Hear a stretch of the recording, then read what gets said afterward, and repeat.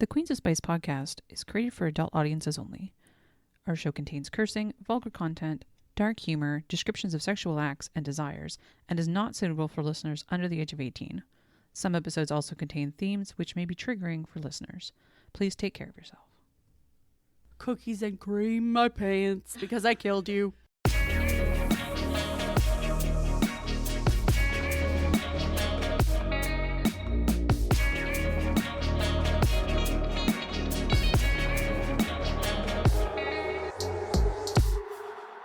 Welcome to the Queens of Spice podcast. I'm your host, Rachel Rugger. I'm here with my two BFFs, Ash and Jack. Hi, guys. Hi.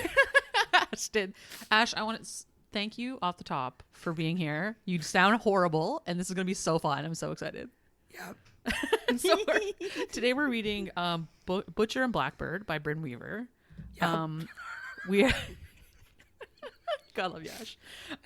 Off the top, I need to read some content warnings. Oh. And I'm going to read the content warnings directly from the book because they are amazing. They're delightful. As much as Butcher and Blackbird is a dark romantic comedy and will hopefully make you laugh through the madness, it's still dark. Please read responsibly.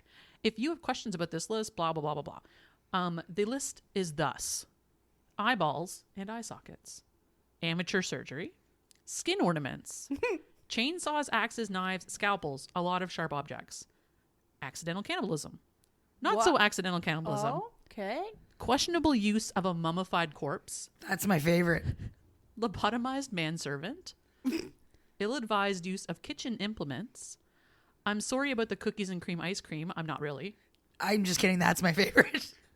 Detailed sex scenes, which include but are not limited to cock warming, rough sex, praise kink, anal, adult toys, choking, spitting, dom sub interactions, genital piercings, references to parental neglect and child abuse, parental loss not depicted, reference to child sexual assault not in detail. This is a book about serial killers, so there are generally some messed up murder and chaos. Serial killers! For those of you who read the trigger warnings and said accidental cannibalism, count me in. This book is for you. Yay, that's me. Do you know how many people I played, because I can't read it to them obviously during a treatment, I got excited telling about this book at work and played the audiobook, which We'll talk about that later. we're not supporting, and played the trigger warnings just because they're fucking delightful. You sent me a picture of the trigger warnings, and I was like, this is the book we're reading. This is it. Brynne Weaver, this is a book about serial killers killing serial killers. Listen, I read I read a fair amount of dark romance, and I honestly wouldn't even categorize this as a dark romance just because the way that she approaches the content isn't like sensationalized in a way that's like, you know what I mean? Like there's like, I find dark romance is almost like they sensationalize and they try and like. It's contrived to a point Yeah. where it's like it is going out of its way to be a dark romance. I find in some of them it's almost like the shock value.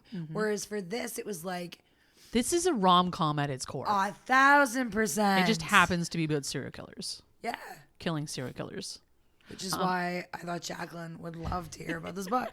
Okay, so to that point, when a chance encounter sparks an unlikely bond between rival murderers Sloane and Rowan, the friendship of a like-minded pitch black soul. From small town West Virginia to upscale California, from downtown Boston to rural Texas, the two hunters collide in an annual game of blood and suffering, one that pits them against the most dangerous monsters in the country. But as their friendship develops into something more, the restless ghosts left in their wake are only a few steps behind, ready to claim more than just their newfound love. Can Rowan and Sloane dig themselves out of the game of graves? Or have they finally met their match? Dun, dun, dun. Dun, dun, dun. So we start the book in a very Orzo pasta.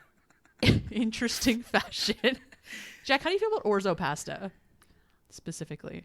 Do you like it? I don't know. Okay, you might not after this. I've heard it compared to like maggots. Ding, ding, ding. So, yeah. Okay, so we start with Sloane sitting in a cage. It's not even, okay, yes, we do. But it's the fucking delivery. This book has a hook that you're like, yep. Like the trigger warnings aside, yeah, that's super fun. But the wording is just perfect. I do recommend if you are interested in accidental cannibalism, for example, you should really read this book because the way Brynne Weaver writes is very fun.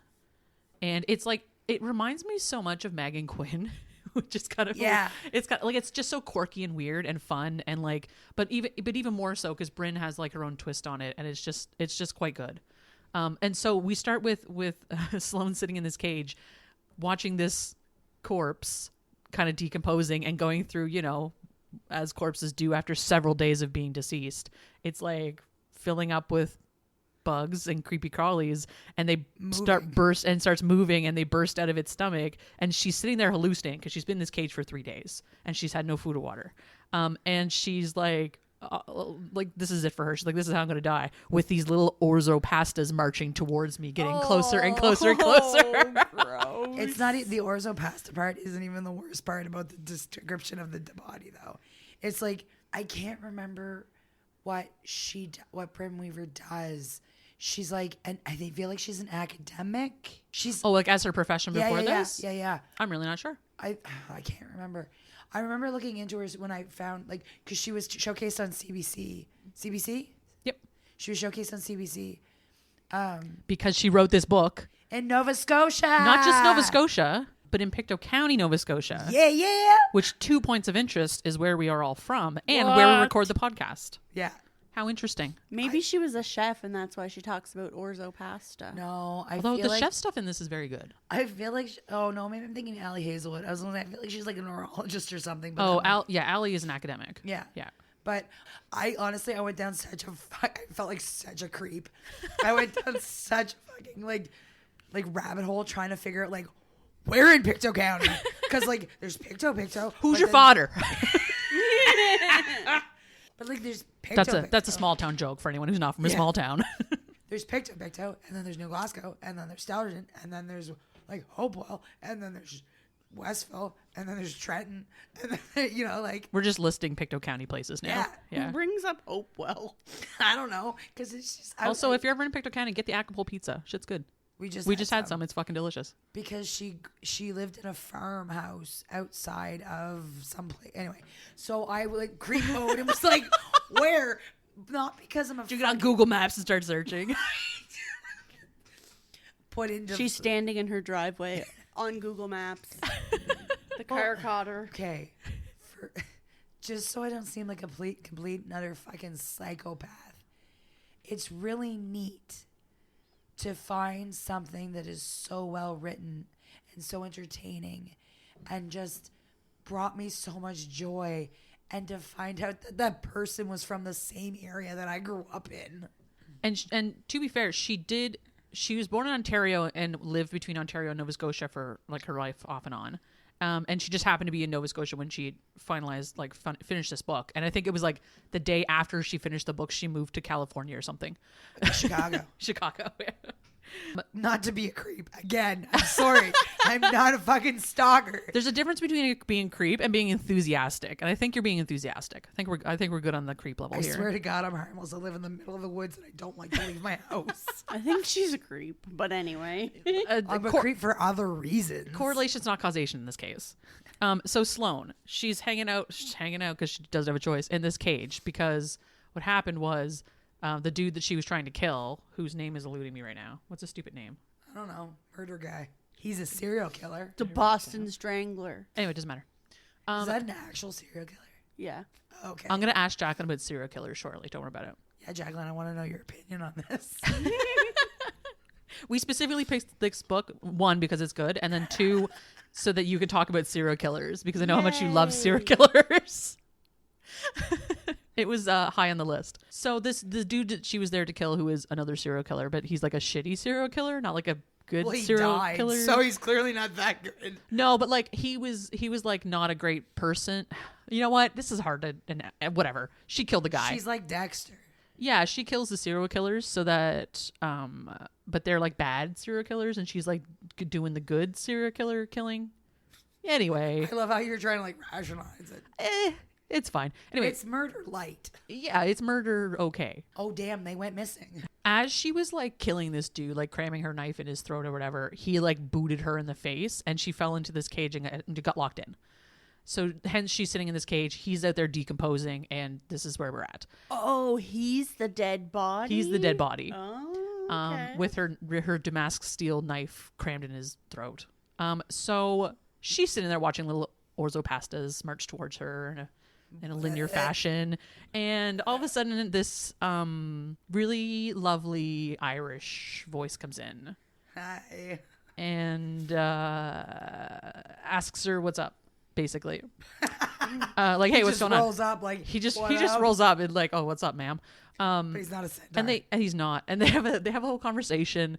He's not a centaur. He doesn't roll up that way. So they have an entire conversation, and then he's like, all right, then I guess this is all finished. I was here to kill this guy, but I guess I'm not gonna do that. Want to go for dinner? Well, he doesn't even ask her that, because he's like, I guess I'm out of here then. She's like, wait, could you maybe let me out of this cage? And he's like, I suppose I could. And then he's also like, he's asking her, the hilarious part was, he's like, because he asked her name and she doesn't say, and she kind of deflects or whatever. And then he's like, well, have you ever heard of the Boston Butcher? And she shakes her head Close. no. And then he's like, what about the Massacre of Mass or the Ghost of the East Coast? And she's just like, vacant look. I want to be called the ghost of the East Coast. That is pretty wicked. You sound like the Ghost of the East Coast right now, Ash. Ooh. I sound like I deep throated a cactus. Oh my God. Thank you for saying tuss, because I thought you were just going to say cat. Pussy. How? Oh, speaking of pussy, are you guys enjoying your coloring sheet? I am. Jacqueline's having a great time over here. I'm trying not to touch the table. That's fair. So the coloring sheet, which I have realized I had not made in a long time, when I opened my file and I was like, oh damn, it's been a minute. Like since October. It's been a long time. So It's been a while. It's been a long time. Shouldn't have left you without a dope beat. Step two. Sorry. you're gonna ask me about 9 Mile, aren't you? I could see your look in your eye. You're like, remember 9 Mile last time, the last episode that I had to record, and I said 9 Mile instead of 8 Mile. I wouldn't even have known. I was so fucking sick when I listened to it. You had that look in your eye like you were gonna call me out on something. No, that's just me at this moment. I'm pretty sure Bucket Nuts called you out. He on did. it. Bucket Nuts did 100% call me out as soon as I opened the door. What a douchebag. Tough but fair. I should know. I should have known. And I should have double checked. 9 Mile River is a place outside of Truro. It is. Yeah. That could have been why. You know what? Could have just, Which is in Nova Scotia too. a lot of Nova Scotia references. Anyway, the coloring sheet is, A vagine. Jack, how would you describe the coloring sheet you're coloring right now? A vagina? I guess it's like the vulva part of the Yep. women bits. It's the up close and personal. And it has 1, 2, 3, 4 piercings. Yep. One appears to be like right dab smack in the middle of the clit. Yep. Potentially. Potentially. It's not the clits of Jack. That's not the clit. That's back. That's the back, darling. Is it? Yes. Well, why is this? No, technically it's backwards. This is supposed to be the clit area because this is the thing in the book, the way they describe this is Why that would you she have has that near your butthole. okay, so that's a fourchette. Thanks. And that is where that piercing goes. And I'll have you know, I looked that up specifically to see what it looked like because I had never heard of that before. So the main character Sloane in this, when they go to do it, because spoiler alert, they do it at some point, she has 4 genital piercings. And she has 2 labia piercings and 1 fourchette. And then 1, they describe it as a little diamond stud as a clit piercing. The stud makes sense now. Oh, you thought that was the fourchette. I thought that I was like, Oh. why would you have something like that next to your butthole? No, it was the other way around. I know, but still, So the crown of our logo is the butthole. that makes more sense. Yeah, it's on the bottom. It's So the when butt. I said that there's glands around there, the glands are down here, Oh, I see. Okay. And like they get swollen and gross. And somehow they put a piercing there. And We're not dogs. Do you remember when we went to dinner and I was like, I have this swollen thing, and you're like, where is it? Is that where it was? Yes. That's good to know. You should get it pierced next time. There's glands right down here that produce the lubrication for the area. And You had swollen lubricated glands? yes, That's I had a unfortunate. fucking golf ball. Ooh. Yeah, I had to go home from work. I soaked in a fucking tub, and then 20 minutes later, the goddamn thing ruptured. I thought it was dying. That sounds terrible. I swear I would never get a piercing down there. So why would somebody get a piercing there? I don't know. Huh. Weird. Okay. I mean, I don't recommend it, but whatever. A lid for every pot. Anyway, so the coloring sheet is her vaginal piercing, her genital piercings, which is very interesting. Gosh, where were we? Orzo passed us. So he lets her out of the cage, and he invites her to dinner because She has to shower first. well. So she goes and takes a shower, and she steals someone's clothing, whatever, and he immediately is like, "God damn it." I love that she was like internally fangirling over him too, which was amazing. Oh yeah, this is the way this is written. It's very like Sloane is a very closed off character, and she has her reasons for that. And he's like he is not, but he also kind of is. Like he's got a lot of things going on, but at the same time, he's a very outgoing person. And so their kind of connection. They're kind of like opposites attract situation almost. And as soon as he finds out that she's the Orb Weaver, which is her serial killer name, Jack. Orb Weaver? The Orb Weaver. He's like, I knew it. I knew the Orb Weaver. God damn it. The Orb Weezer. You're the Orb Weaver. It's you. I wanted to be the East Coast Ghost, but I gotta be the Orb Weezer instead. So he's like, I knew the Orb Weaver was not a man. I knew it. I always knew they had it wrong. The FBI has no idea. And she's like, yep, they have no clue what they're doing whatsoever. Because I remove eyeballs with finesse. Yeah, she plucks eyebrows because this is the ongoing joke. Well, I hope she plucks the eyebrows. Oh, maybe she could thread or wax them, though. Eyeballs. My bad. She plucks eyeballs. She might pluck her eyebrows too. I don't know. She might gouge her eyebrows too. Who knows? Anyway, so they go up for lunch. They have barbecue. As one does, and she's like sitting there like eating. She's like sitting there eating ribs, just like covered in rib, whatever. And he's enamored with her. And she lets slip at one point that she knows who he is, and he's like, I knew you knew who I was." Well, they weren't gonna get Italian after the Orzo incident. That was the joke. He has a moment, Rowan. He has a moment where he's like, because she's very flighty and she's very like kind of fidgety, and she has her eyeballs on everything all the time. Because like a bird. Yeah, like a little blackbird. And so he in his head, he's like, she's gonna run. Like as soon as she gets a chance, she's gonna run, and I can't I need to keep in contact with her. Like I have to have a reason to see her again. Like because again, he's borderline obsessed. So he proposes this ongoing contest every year in August. They're gonna get together, they're going to pick a serial killer that they compete against to kill. They don't pick him. His brother picks him. Eventually, like down the road, they suss out the details of it, and that's part of it, is that his brother is going to pick them. I really am looking forward to finding out about his brother. I can't wait for the next book. One of the trigger warnings is pegging, and I'm like, excuse me? You love to see it. I love to see that. There is actually, in this book, I wrote down, there is an allusion to pegging. Her pegging a man, actually, they don't say who it is. Pegging somebody, and also on one occasion she puts some fingers in his butt. So we love to see it. So they come up with this contest of every August they're gonna get together and have a serial killer off, try to kill a serial killer. But so the way they plan it is that they don't know who it is. They just get a location.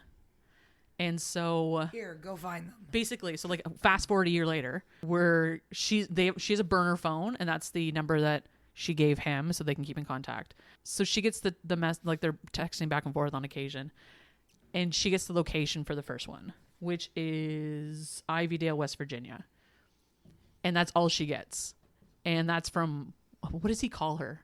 Spider Lady? His brother, who is Lachlan. I think Lachlan calls her Spider Lady. So Jack, the way that she does her serial killer thing, which you do actually like, get in detail in one of these, is she like weaves this big web, and then there's separate layers to the web, and it creates basically a topographical map. Not that anyone has figured this out, but there are all these like lines of twine that create this big web, and then she like puts little like ornaments of flesh in them, and then she like plucks out their eyeballs and puts them in there as well. Okay. And then there's also like she leaves a scale so that they'll like know, but no one's figured this out. Like the FBI doesn't care. Like a map scale? Yeah, it's a map scale. Okay. So like the entire thing, and so the map is of all of the people that the serial killer who she killed has killed, and so it's a map of their kills. Okay. And they just haven't figured it out yet. So. And how many people has she killed at this point? I don't think they ever say, honestly. This contest is best 3 of 5, and I didn't realize there was an end to it. Yeah, well, it's actually in the back of the book. They have a picture of the actual note. Oh, really? Yeah. So, and it's best 3 of 5, and all draws are decided by rock paper scissors. What? Oh, yeah. Which comes up, but anyway, How can you draw on a murder? if they both kill them together or they don't kill, so if the person gets away or whatever, which almost happens. So they end up in where did I say? West Virginia. West Virginia. So we're in West Virginia. The song I'm Country road. I'm not gonna lie. Take me home. When you were explaining about the piercing picture, I legit was waiting for you to break into No Effects, My Vagina. My vagina has 2 sets of lips, but I don't get monthly blood drips. My vagina hardly even used. Do do do do do do do do do do. I need y'all to understand that I've heard her do that probably upwards of 100 times in my lifetime. I love No Effects. They're great. I know. They're on tour right now. I don't know if you knew that. They're on like their finale tour. I didn't know. Crazy. I just know you sing that a lot. And have since we were kids. It's funny. It's a funny song. It's about vaginas. It's actually about someone who has a fake vagina, aka they're a trans person. I've never actually listened to the entirety of the song. Really? Oh, well, that's what it's I would about. never have known that. Yeah, it's about someone who has had bottom surgery. Fun fact. Good for them. Yeah. No Effects is very inclusive. They're just fucking weird. So we're in West Virginia. Well, first of all, she obviously gets ahead of the game because he's sitting around talking to his brothers, which is very funny. So we learn about Fionn, who is a doctor. And we learn about Lachlan, who is, what would you say his job is? He's a contract killer. He's like a mercenary kind of, but he also works for somebody. He has a leather business. Well, he has his own like leather working business, but he also has a boss. His boss is Leander Mays, who he works for. Yeah, he's a contract killer. For one person though? Isn't contract like, wouldn't that be multiple people? He would get wouldn't he get the contract? Like his boss would get the contract, and his boss would be like, "Oh, I see. This person would be best for this job." Yeah, and they'd send out whoever. I can see that. Okay. Yeah, that's why I assumed it. That's how my job works. Your contract killer job. Yeah. Perfect. Jack, what's your serial killer name, by the way? I don't know. The Black Pussy. That is not it, though. I want you to think about that. Okay. I've been thinking about it for many years. Excellent. Cookie Strangler. The Cookie Strangler. Huh. Nah. It's like, that just reminds me of that movie Jawbreaker, where she gets a jawbreaker stuck in her throat. But That it's cookies. is a fucking wicked movie. It's a good movie, actually. It's not bad. It's like a cult classic. Yeah, it's from the 90s. It's good shit. You ever seen Jawbreaker? Like when I was younger. Oh, okay. That's it fair. came out in like the late 90s. Oh, early 2000s. Here's a throwback. Doesn't matter. I was driving down from Montreal, and I was driving behind a log truck. No, final. And I immediately had to pass it. destination. I was talking about that with my father-in-law and my boyfriend the other day, and he was like, "Why does your generation have?" I was like, "Have you not seen Final Destination?" I literally got Final Destination on my way here. I was like, "Bye, no, leaving, bye." Passed that guy in 2 seconds. Every time. Why do millennials have trauma?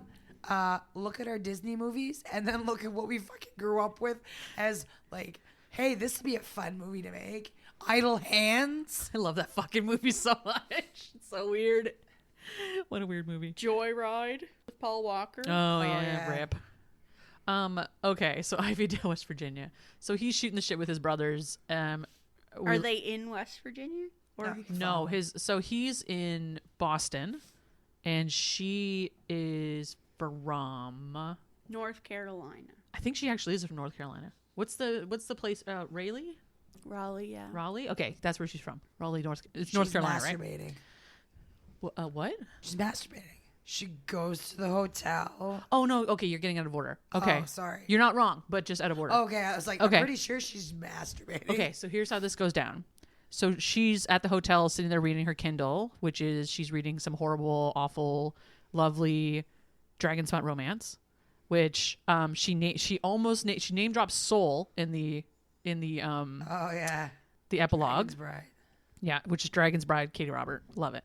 And then, so she's sitting there reading her Kindle, minding her own business. And then all of a sudden, As one does. as one does, just in the lobby, no one else is there. Like the whole place is empty. Oh, yeah. And then this lovely Irish man plops down with a bottle of wine beside her. And he's like, oh, fancy meeting you here. And he wants to read what she's reading.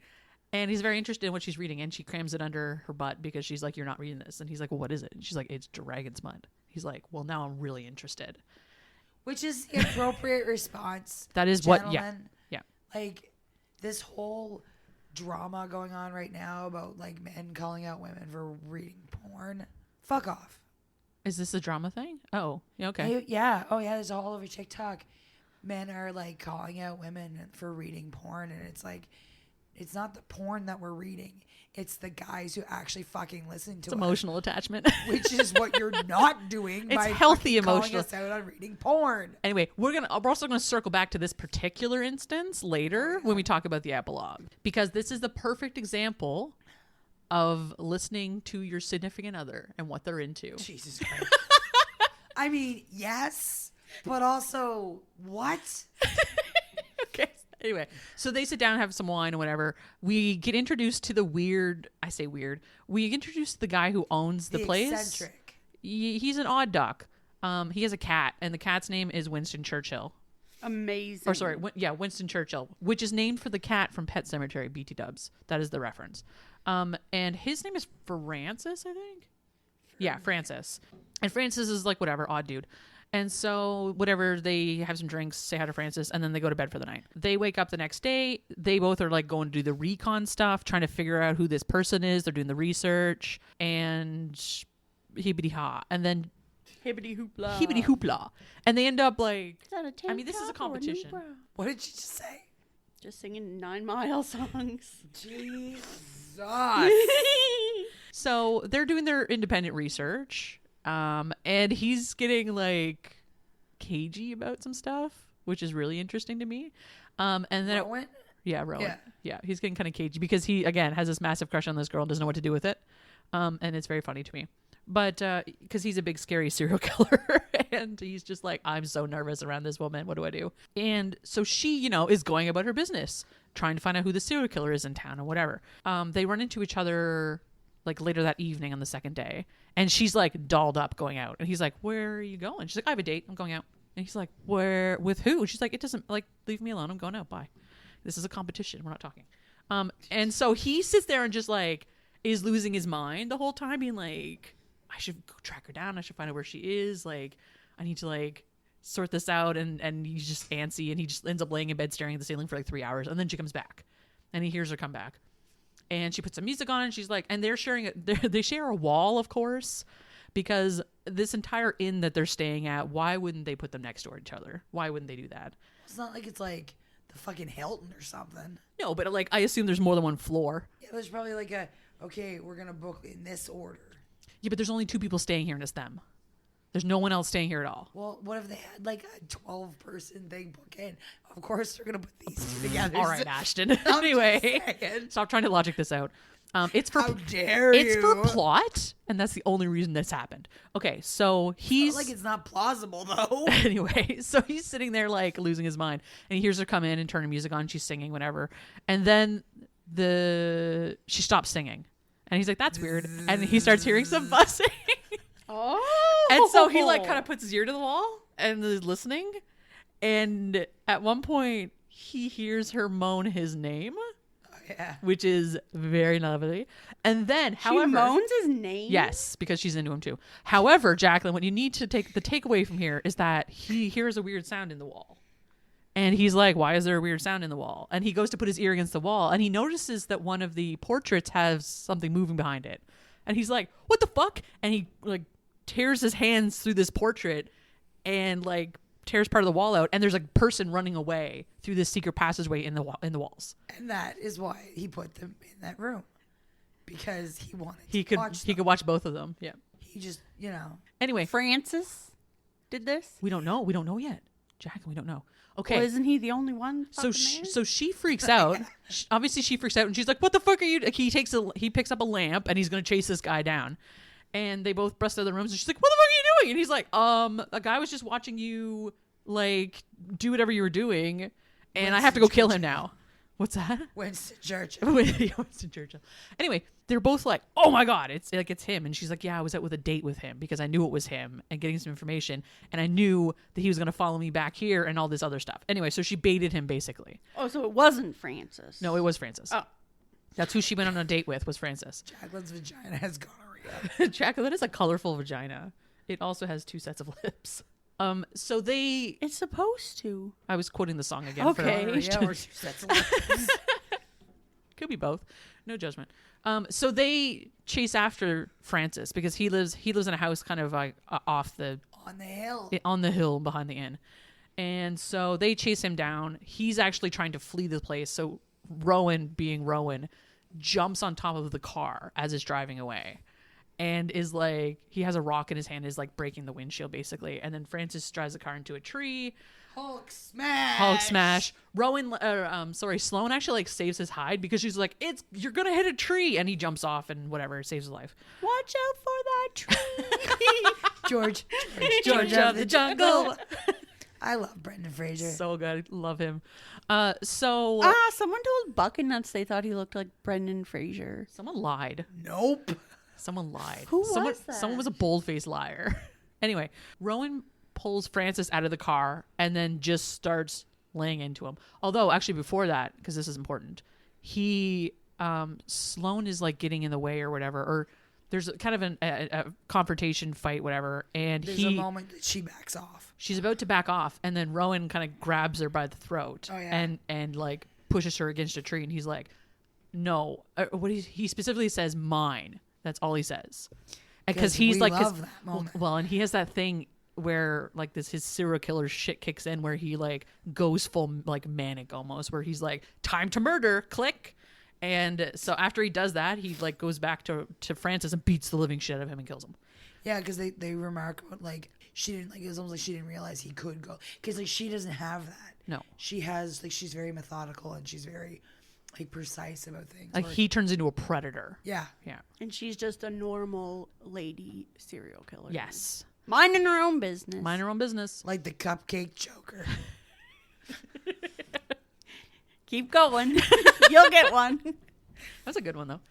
Is it? Was it really? Yeah, I can just picture like little question marks on a cupcake. That sounds great. That's very I think she graphic. said choker, not joker. Oh, did you say choker? And I also, thought you said Joker. Also, that's the Riddler. You're right.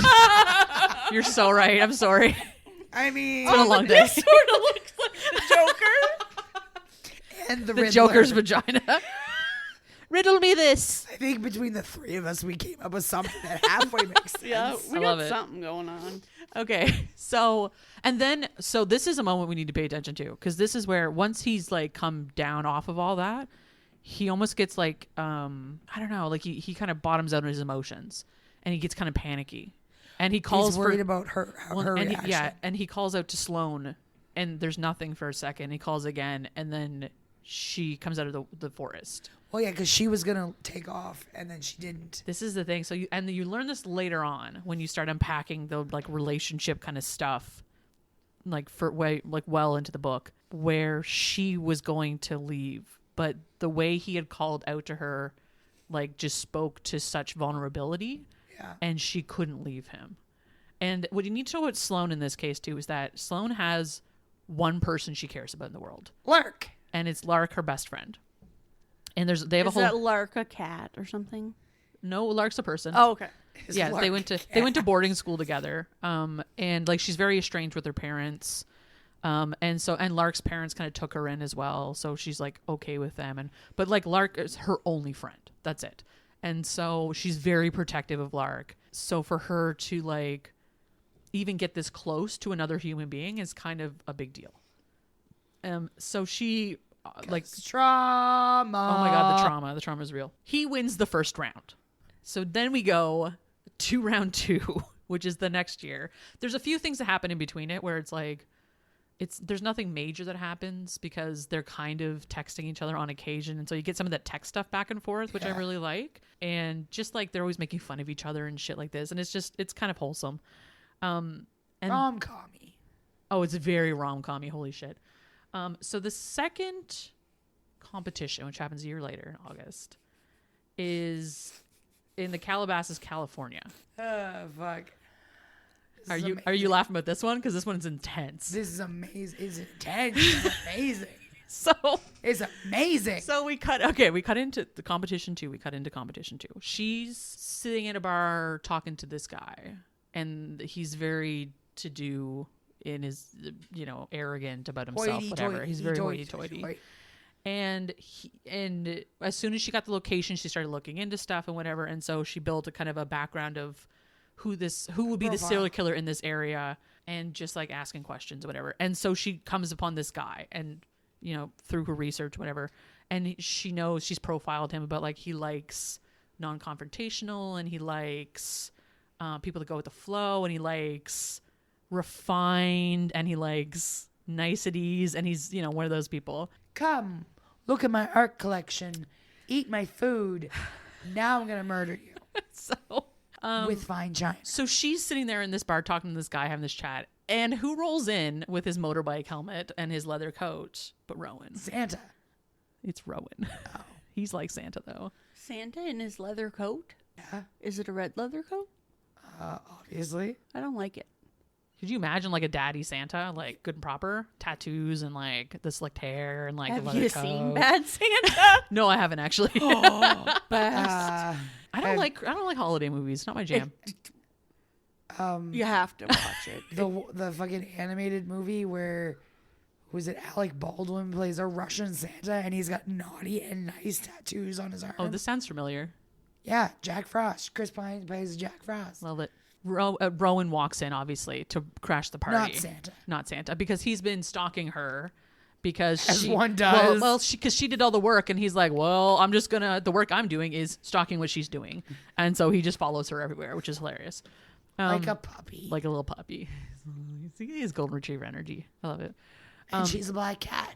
Yeah. Knew there was a cat. So yeah, Winston Churchill. Winston Churchill. Oh, I Lark. should note too. She does take Winston Churchill home. Yeah.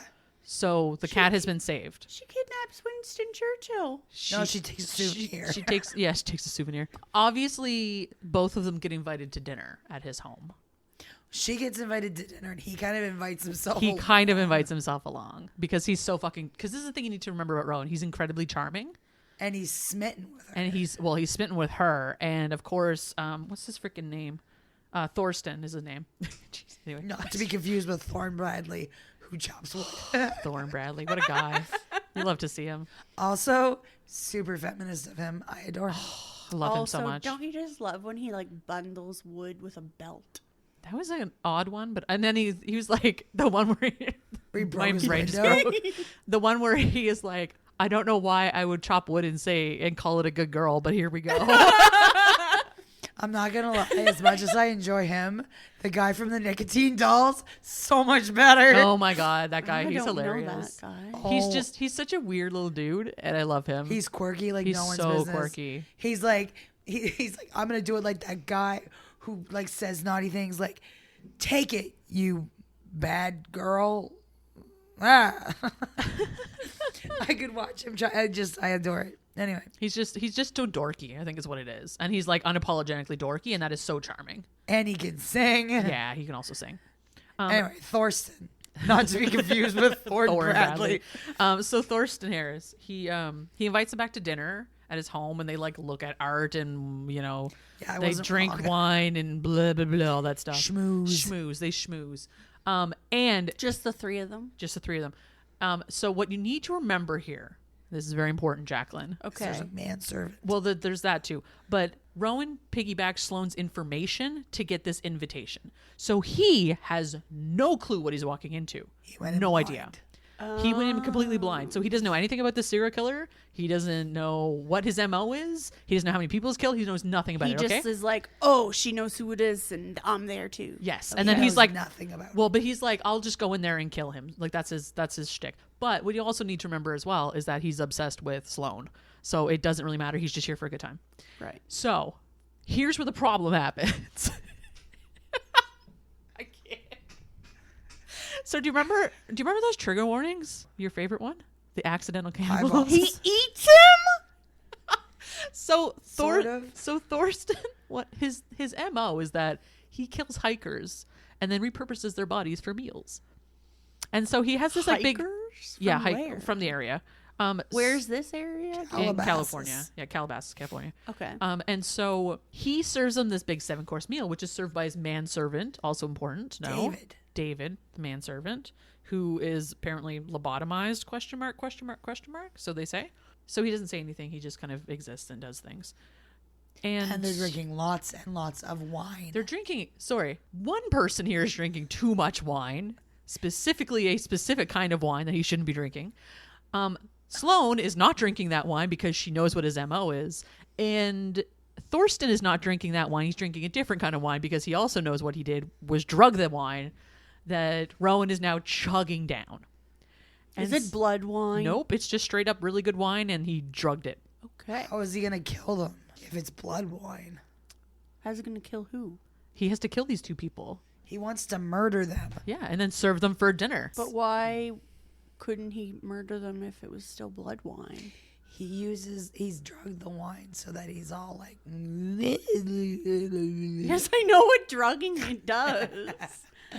But it could still be partially made of blood since he's a cannibal. I mean, Fair point. What about blood and cookies? is that her cereal name? Yeah. Blood cookies. The blood, the Blood cookie. cookie. The It cookie just sounds like a bloodner. vagina. Blood Cookies cookie. and cream. Oh, we're about to get to the ice cream. Fuck off. Okay.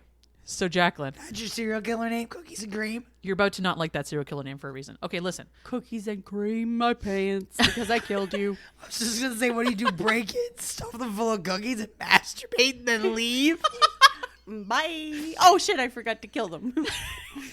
You can suffocate them with your vagina. Whoa. You sounded like you just got suffocated by a vagina. Oh my God, it's the cactus. It's the cactus Okay. I swallowed. So, Sloane throughout this entire meal is trying to tip off Rowan to, 1, not drink wine, and then 2, not eat the food. Okay. Because the food is people.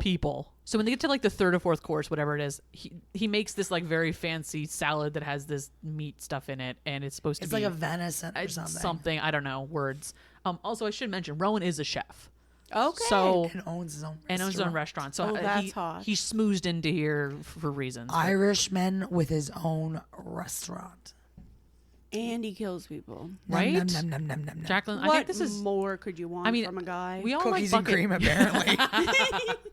We're all big fans of bucket nuts. However, this is a close contender for you, I think. Not in that way. Jacqueline's the only one who likes him in that way. Oh yeah, no. So we like him for her.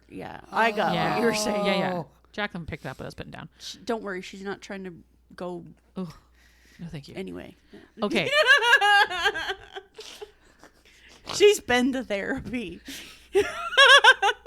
Sloane was trying to be like, don't drink the wine, don't eat the food, whatever. And he's just like, la, la, la, so nice. And this is where, because he's like just about to pass out, like drugged, he drops the truth bomb about being super into Sloane. Because he was drugged and he was like saying what, like he, I want to say Thorsten asked him a question about like them being together or something. And he's like, no, I mean, I've been obsessed with her forever, but she won't date me or something. Like it was something offhand like that. And she's just like, excuse me. And then he passes out. Asleep. Also, stop eating that. Yeah. So we wake up, like it's Rowan's chapter. He wakes up and he's just like not having a great time. And it's hours later. Wait, his chapter. Oh, it goes back and It forth. goes back and forth. Okay. Yeah. And so we wake up to his chapter and he's just like, I'm not having a great time right now. And then you hear Sloane yell, in the bucket. And he just turns his head and pukes into this bucket she put beside him. She also had to dig the venison stuff out of his mouth. Because he was mid-chew and almost choked and died on it. Oh. As he was passing out. When we wake up, she has created this huge web, and this is where you learn about how she kills people and whatever. And Thorsten is sitting there still alive, and she's like plucking his eyeballs out, as she said she does. As he's alive. Yeah, and he's still alive when this happens. Right, okay. And then she has a whole spiel, and I think this is where you get some of her backstory about what happened with Lark when they were in boarding school. And this is what turned her into a serial killer, basically, was like that one of the instructors at that school. Oh, like raped her or something. Lark, specifically. And other girls as well, Right. who had been to that school. And so Sloane took it upon herself to kill that man, As you do. as one does. And so hence serial killer, whatever. When they upset your cat. Yes, her best friend cat, Lark. Meow. Who he also raped. Ooh, awkward. Yeah, now it's awkward. Okay, so Jacqueline, I need you to pay close attention to this part. Okay, I need you to picture this. So Sloane is holding the barf bucket and she's taking it back to the kitchen. It's like a professional kitchen where she's going to dump it out. And she brings... She's cleaning up after themselves. She's cleaning the entire house. Oh, okay. Because they have to... They're serial killers. DNA. Yeah, they get all the stuff out there. Right, yeah, okay. And so Would not she make a brings... good serial killer. No, I don't like cleaning. So you'll be happy to know that generally they burn the house down after that. So it's not a big deal. You don't have to worry about cleaning. Well, how do people see her like web of orbs or whatever if she burns the house down? In this instance, they didn't burn the house down. In previous ones, they did, and in ones past this, they have. Wherever her web one is, they don't burn the house down generally, but they do. She does clean everything, like with precision. Okay. Immaculate. So she's taking this bucket in, and she's bringing Rowan with him, and they're chatting and they're talking, and she's explaining who this guy is and what he does. Right. And then they walk into this kitchen, and there's David Crockett. David. So there's David sitting on the counter eating a bucket of ice cream, cookies and cream ice cream specifically. And Rowan's like, "Oh man, hand that over and I want some." And she's like, "No, do not touch that." And then she starts reading the ingredients to him. Oh no. Does it have breast milk in it? It's semen. Semen, milked, and the date. And the date. I love that it said milked. Milked, specifically. Semen milked. And wasn't David's there just sitting there like chowing down, having the best time of his life. Didn't they milk a centaur in something? One of our other Minotaur. books? Minotaur. Oh, right. Okay. Sorry. And you drank. Two very different animals. Incredibly different. So One- it's one just goes- One is splat. semen? I was going to say one goes splat and the other one fills up milk jugs. Yeah. Right. Okay. What was your question? Sorry. Is it just semen and cookies? No, sorry. It was like it was. What do you want, the fucking recipe? Well, I'm just curious. Like, how close to ice cream is it? Oh, it It's was ice cream. Well, it was milk and sugar. It was milk, sugar, salt, and then there was like Oreos or something, like some They cookie, added and then salt semen. and the semen. Okay. Yeah, I know it's a choice, right? Yeah. It's very salty. I mean, sometimes you add salt even if you use salted butter. Yeah. I get it. I love that that's what we're getting hung up on. Okay, so he's eating this ice cream and He's he just- likes it. he's- because he- he's lobotomied. Lobotomized. So then they're having this conversation about like, well, what do we do with David? Like, we don't know who he is. Like, you should get your brother Lachlan to like look into if there's any missing people or whatever that missed the description, whatever. I love that you're calling him Lachlan. What did I? Oh, Lachlan. I'm sorry, Lachlan. Lachlan. Lachlan. My bad. It's Lach, so I'm always like Lachlan. Lachlan. I know. It's like how we say pasta. It's fine. It's pasta. Should we talk about poutine next? It's not No. poutine. It's Putin. Poutine. Can you pass me a serviette, please, and just drop some poutine on my Chesterfield? So she convinces Rowan to give David a job at his restaurant washing dishes. And there's a whole scene about this, about like, can David even wash dishes? And they teach him how to wash dishes, and he's like, Well, yeah, I he mean, can wash he's dishes. a fucking servant. Like, he can serve He the can meal. s- I yeah. I assume he cleans up after everything, too. Yep. So that's what happens. So they end up getting him back, and like, and they look up his background to see if and they couldn't find anything about him. So away he went, and so She she got a gets the cat. cat, and he gets the servant. He gets manservant. And is Thorne Bradley still alive at this point or dead? He's dead. He's dead. She stabs him in the throat with her knife, rather. Her sword. A sword. It should also be noted that Rowan makes a comment about her, like, finesse of plucking eyeballs at this point. And then she just stabs him in the neck? Like, it's kind of It's weird? there's a whole crescendo and whatever. It's a whole thing. It's just fun. It's just like because they're constantly ribbing each other.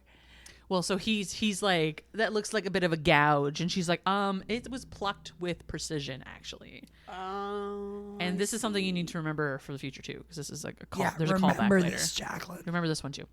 Okay, so then between this one and the next game, we have some things that go on outside. Oh my god, I love this part. Because they're like so unicorns. Unicorns. So Unicorns.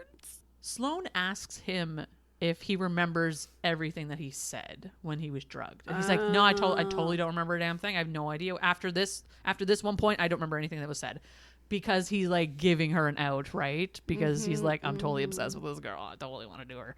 And she's also like giving him an out. She's giving him an out. So they've been both given outs. They're not giving ins. They're giving outs. But in the so after the cowards. Yeah, right. So she wins this game. So between this game and the next one, there's a bunch of stuff that happens because they've been texting each other back and forth like every single day, or calling and talking, whatever. Every day.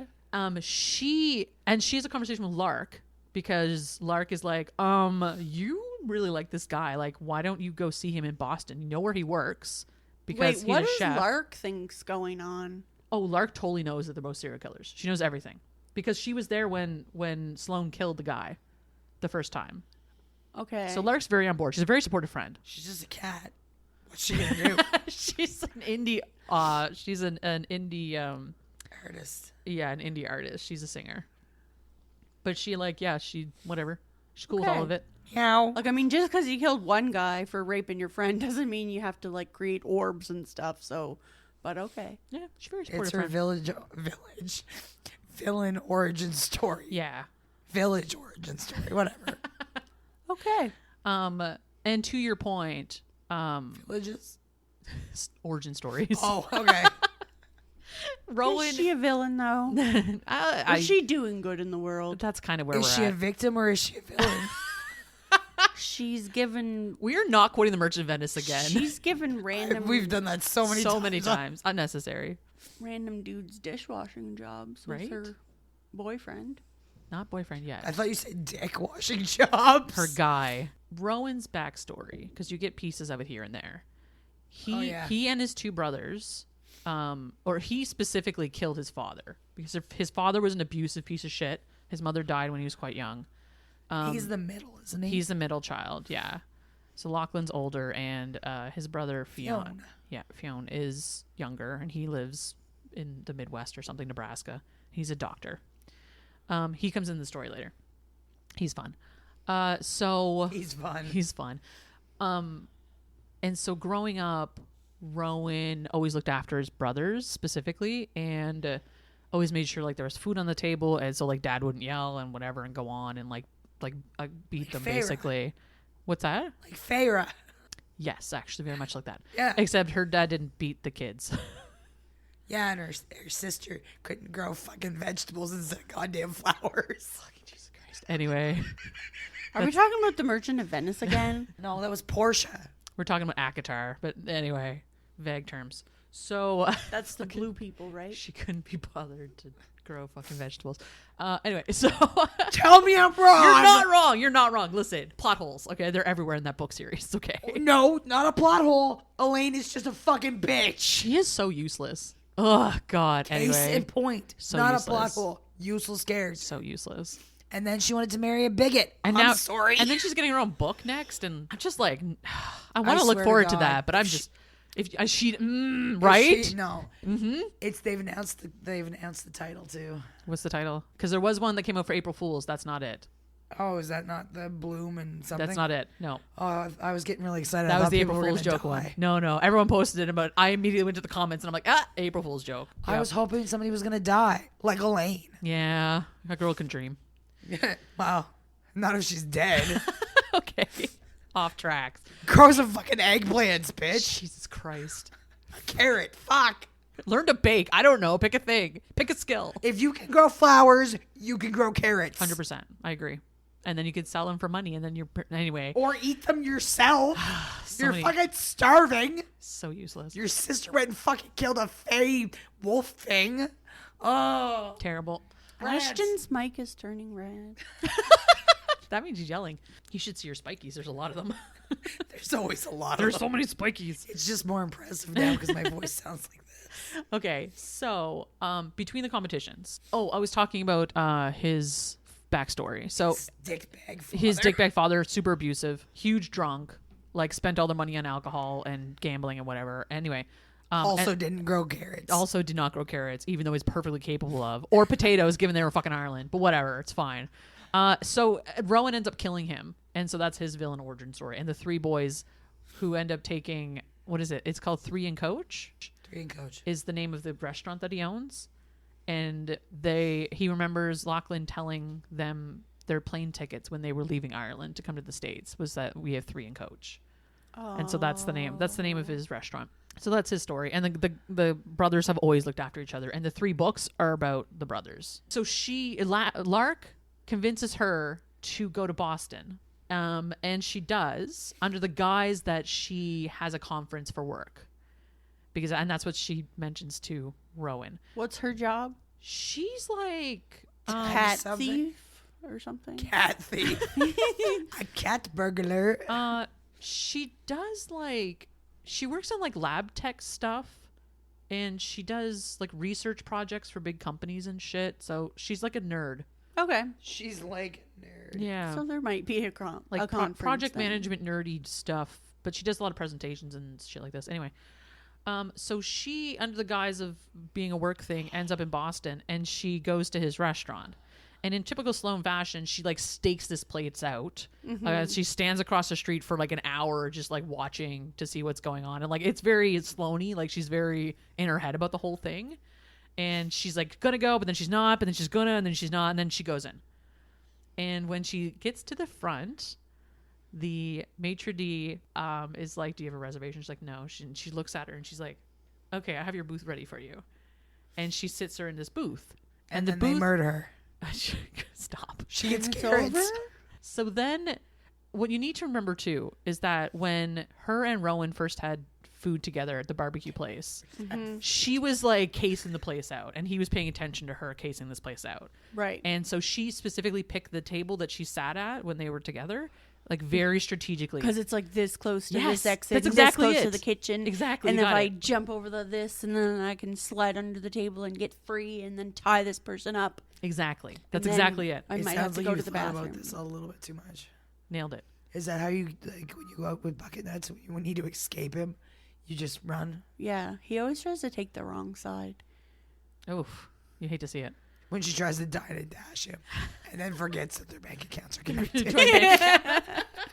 I'm so successful dining and dashing, and then I see that the money has just come out of my account anyway. Damn it! My plan has been foiled again. So because of this, she always has a strategic way to pick a booth, and so the maitre d' leads her to a booth that she would have picked. Oh, which whatever. Okay, fine. So she's like, okay, well I'll sit there, whatever. And then the maitre d' goes to leave, and she starts to walk back to the kitchen, but gets distracted by another party and whatever. And so she sits down, and she's like freaking out because she's like, now she's here. What is she gonna do? She should just get up and leave. I shouldn't have come here. This is a bad idea, et cetera, et cetera. And then someone comes over and takes her drink order and her menu. Anyway, and she has a lovely meal, and she ends up staying. Potatoes. I don't know what she has. I can't remember. And then she has Orzo pasta. Oh God, not Orzo. So as she's sitting down, about to eat her dessert, Lachlan walks in with a bunch of his friends, and they're carrying on, and they immediately make eye contact. And she has never met him, and he has never met her. However, he looks like his brother. Okay. Very much so. And hot and Irish. Hot and Irish and tall and tattooed. She looks like a hot serial killer. Nailed it. But she also has that look in her eye that Rowan has told his brother about, which is that like time to leave, like the panic kind of flightiness. Not the murder look. Not the murder look. The flighty look. And I will say too, while she's sitting there, she's sketching, like she's just drawing, and she draws this like a big blackbird on a piece of paper in her sketchbook, pulls it out and leaves it there on the table, and then she gets her dessert to go and like makes a beeline. She's out of here. Way to just leave your garbage on the table. Jacqueline, you're the worst. She didn't dine and dash. No, she paid. And as she's about to leave, Lachlan steps in front of her. From behind her, out of the kitchen, comes Rowan, and he's like, oh my gosh, I'm so sorry. Like, I didn't know you were here. The maitre d' is supposed to come tell me when you show up. And she's like, what are you talking about? Like, how would you know that I was coming? And He just hoped. He just hoped that maybe someday she would show up. And that is her reserved seat all the time. So no one can ever sit there? No. The maitre d' actually knew who it was. She just, like, missed going back to the kitchen to tell him. Oh, because she got distracted yeah. by the other fucking patrons of the restaurant. So, in the meantime, Potatoes. Lachlan has all of his friends or whatever. One of Lachlan's friends comes in and, like, immediately steps in front of... steps between Rowan and Sloane and gives Rowan a big hug. And then she steps back. She's like, oh, I'm sorry. Am I interrupting your conversation? And then Sloane's just gone. She's just leaving. She's like, yeah, okay, bye. I'm out of here. Number one, because she's like, oh, this is obviously his girlfriend. She's tall. She's tall and blonde and beautiful. And, yeah, it was a woman. It was a woman. And so she's like, okay, I'm leaving, bye. And then she leaves. And then, of course, Rowan, they're about to go bust her table. And Rowan's like, don't touch the table. Do not touch that table. Because he sees there's a piece of paper on it. He's like, don't touch the table. I will deal with it myself. That's my garbage. Literally, he's like, that's my garbage. I need it.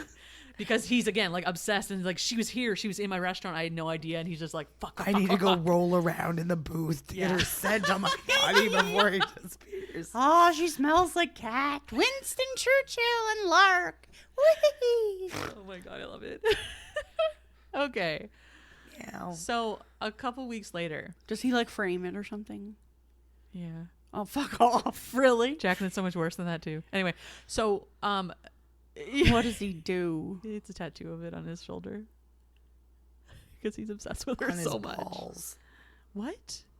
What? I mean, his balls are big, but not that big. I mean, micro tattoo. I don't know. Like one of those. Like without her knowing? Like he just takes this sketch she made and goes and gets it tattooed? Yeah, like on his shoulder blade. Yep. with her face. Stop. Anyway. It's a blackbird with her face. Jesus Christ. And are there like eyeballs all around it too? Oh my God, you What kind people. of Frankenstein bullshit is this? Is the bird in a cage surrounded by fucking Orzo? Jesus Christ. Speaking of Orzo, What? let's wait until Ashton's done. She's gonna have Orzo coming out of her nose soon. So a couple weeks later, she's minding her own business. Rowan is staked out behind a tree across the road from where she lives because, of course, he knows all this information. And In Raleigh? yeah, Okay. and he has paid a like teenage kid, like 12-year-olds, 13-year-olds, to deliver groceries to her house. That's a tween. Whatever. To deliver groceries to her house. Okay. Like this bag of groceries. He knocks on the door. He delivers it to her. He says nothing, and he runs back to whatever. And Can but he's hiding nearby. Like, why can't he just bring her the groceries? Because he's got a tattoo of her, and he's fucking weird. Okay, I see. Can I just say, these are the moments when you're reading and you're like, this is amazing. But then also when you think about if somebody actually did this, how you would respond. I mean, they're both serial killers. That's my point. Like, Yeah. you know, you're reading it and it's like you're suspending belief because you're reading it. And you're like, all of the things, and it's like, oh, that's so sweet. I can't believe he'd do that. Oh, yeah. Oh, yeah. Okay, Oh, let's frame this. This specific scenario, yes, creepy. However, what you can do is get groceries delivered to someone's house. oh 100%. You don't have to pay a kid to do that. I'm just saying there's a lot of things that happen in romance novels that people are like, oh my God. You Do know, they kill the kid? No, Yeah, they no, cook- stop. Don't Oh. antagonize her. But like, there's lots of things that happen, like the alpha male, for instance, where you're like, oh, I really like that. But then if you think about it happening to you in real life, you're like, I would punch you in the fucking throat. I would burn my house down.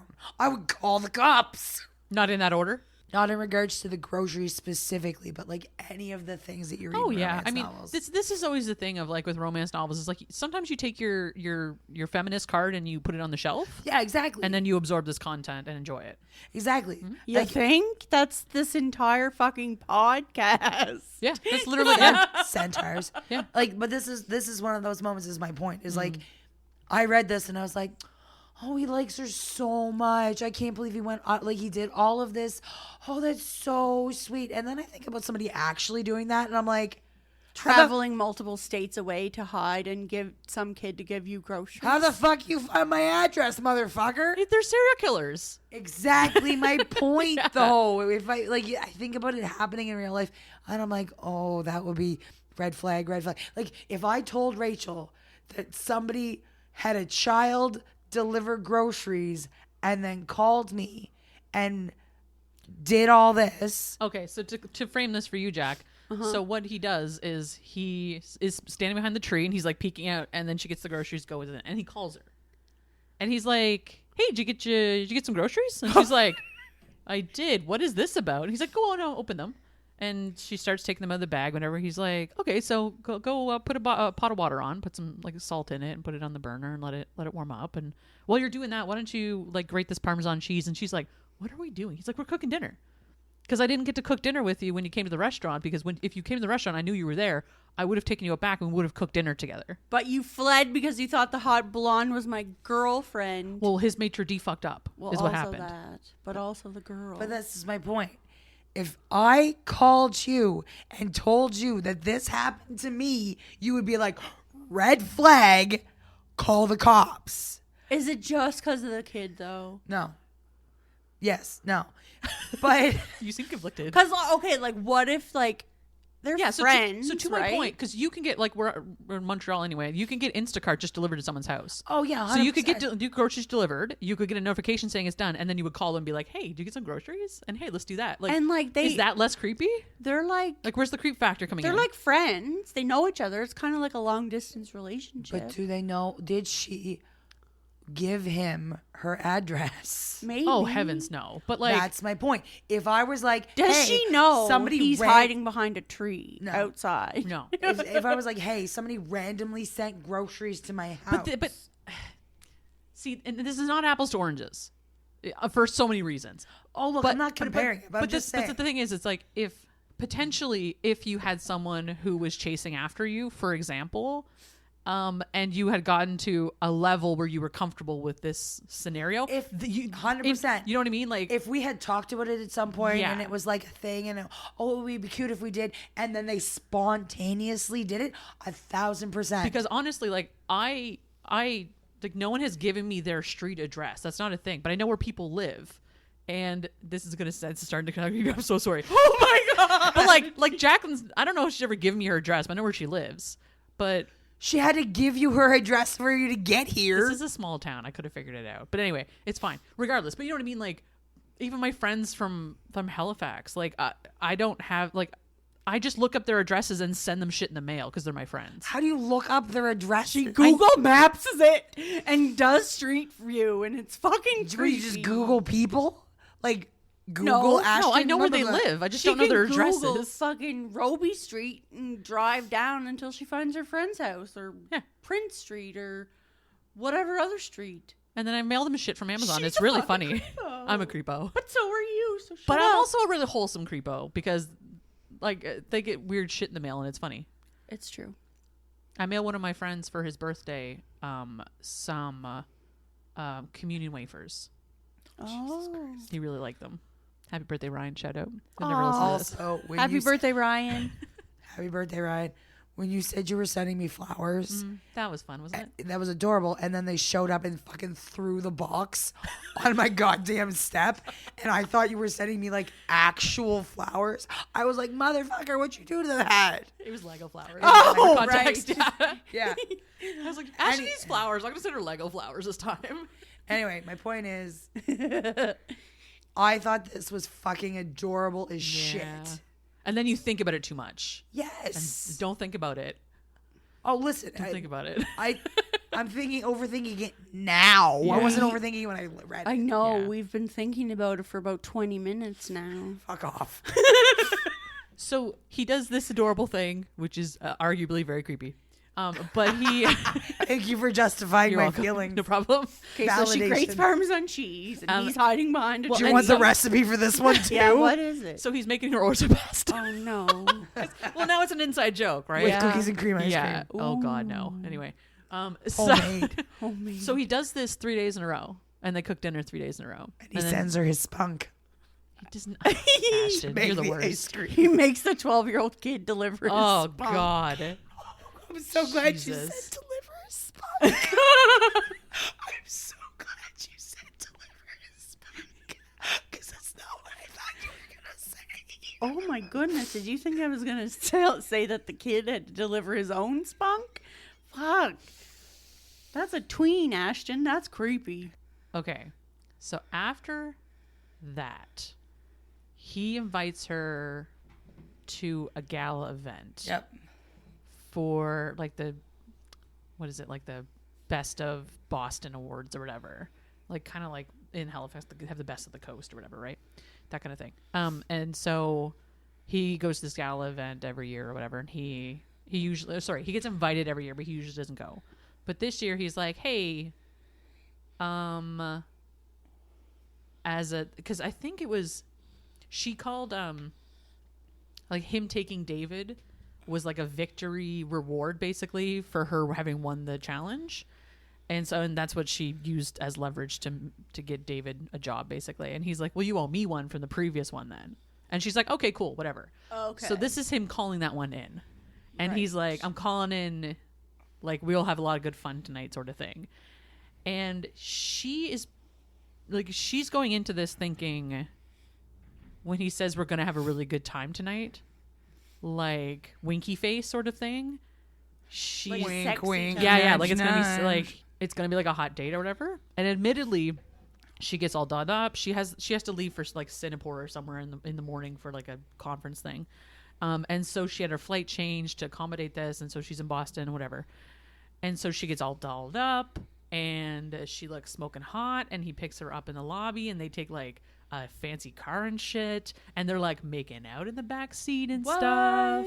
Yeah. Is this like the first time they do this? No, actually, no. Sorry, they don't make out in the back seat, but they're like canoodling, like they're just getting really close and like handy holdy and kind of stuff, right? And then they go to the awards and they like dance and they have drinks and stuff. And he drops this bomb.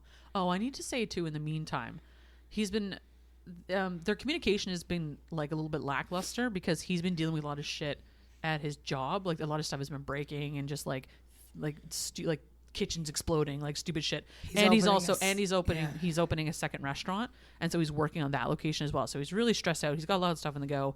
The original restaurant's like having issues, like just mechanical issues and stuff, and the new one is just a lot of work to get up and running. And so this is like his night off sort of thing. And so they go out, they go dancing, they have drinks, and then he drops the like, hey, you see that guy over there? And she's like, yeah. She's like, you want to go kill him? He's a serial killer. And he calls him out, and he like has his list of who he is and what he does and whatever. And she's like, is that why you invited me here? And he's like, well, yeah, I thought like we'd have a great time tonight together. And so his great time tonight together was like, let's go kill this serial killer together. And she was like, oh, I thought he meant have a great time, winky face together. He wanted to stick his knife in somebody, and she thought he wanted to stick it in her. Right. And so before they can have that breakdown in communication thing, he literally gets a phone call saying something like broke at his restaurant. And he's like, I have to go. I have to leave. This is like an emergency. And so he's like, stay and take the car home and whatever. And This so is just all the tropes, isn't it? It is, yeah. It has a little breakdown in communication. So she leaves, whatever. He goes and deals with stuff and whatever. Carry on. So the next time they get together is the annual challenge. This is the one in Texas. It doesn't say where in Texas, but it's in Texas, and it's questionable at best. So they're looking for someone in this place in Texas, and Who's murdered people. who's murdered a bunch of people. We kind of cut into the middle of it almost, where they have found out information about where they have to go. And like people were disappearing on this particular trail, and so they're like, well, let's go walk that fucking trail then and get disappeared and try to find this guy. And so they come across this house, and this house in the middle of this fucking like opening, whatever, like open field. It's very Wimby there. Yeah. fucking Wimby. Inside jokes for everyone there. They come across this house, and all they can hear in the distance is like some woman screaming and a chainsaw, and they're like, well, I think we found the place. That's just an every other day in my house. I mean, it's Texas. So, in the meantime, it's like there's clouds forming. It's going to start raining. You know, the usual, the MO. Got to build the setting. So they're like, okay, well, let's do rock, paper, scissors. Who goes in the front door and who goes in the back door? Because let's sort this out. I know, That's what she said. Right? Literally. And so she loses, and so she has to go in the front door, and he has to go in the back door. Also what she said. Oh. And they're both kind of like, he's very apprehensive about this whole situation. And she's kind of like, let's go kill a guy. This is great. Because he's like so into her now that this is very worrisome that she might get hurt or something bad might happen to her. He nerves her. He has it for her bad. Okay. So she goes in the front door, and this is from her perspective. So go in her front door. She goes up the stairs. She sees his mother. So his name is Harvey Mead. Harvey Mead. And so she walks by like the living room basically, and there's Mama Mead sitting there in the chair. Mama Mead. And she's Mama Mead. and she's like, you know, dead. She's a skeleton, and she's got her like her like house coat on or whatever or something. And she's just sitting there, and she's like, I'll be back for you later, Mama Mead. Mamma mia, let me go, Beelzebub. And so she goes upstairs, and she's going through the rooms one by one, and she doesn't see anything. And then she comes into one of the last rooms, and it's just a bunch of monitors. And on the monitors, she sees Harvey stalking towards Rowan in a different room.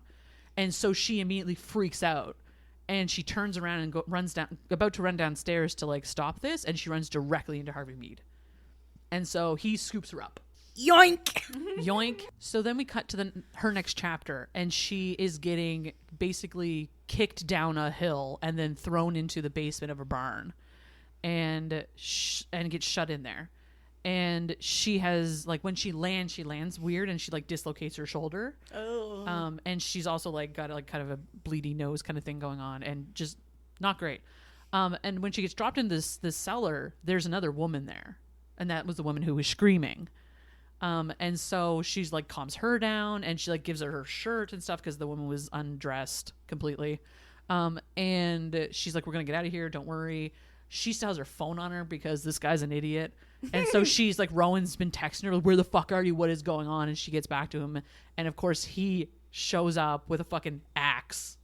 And he like axes the door open, and he's like, I'm here to save you.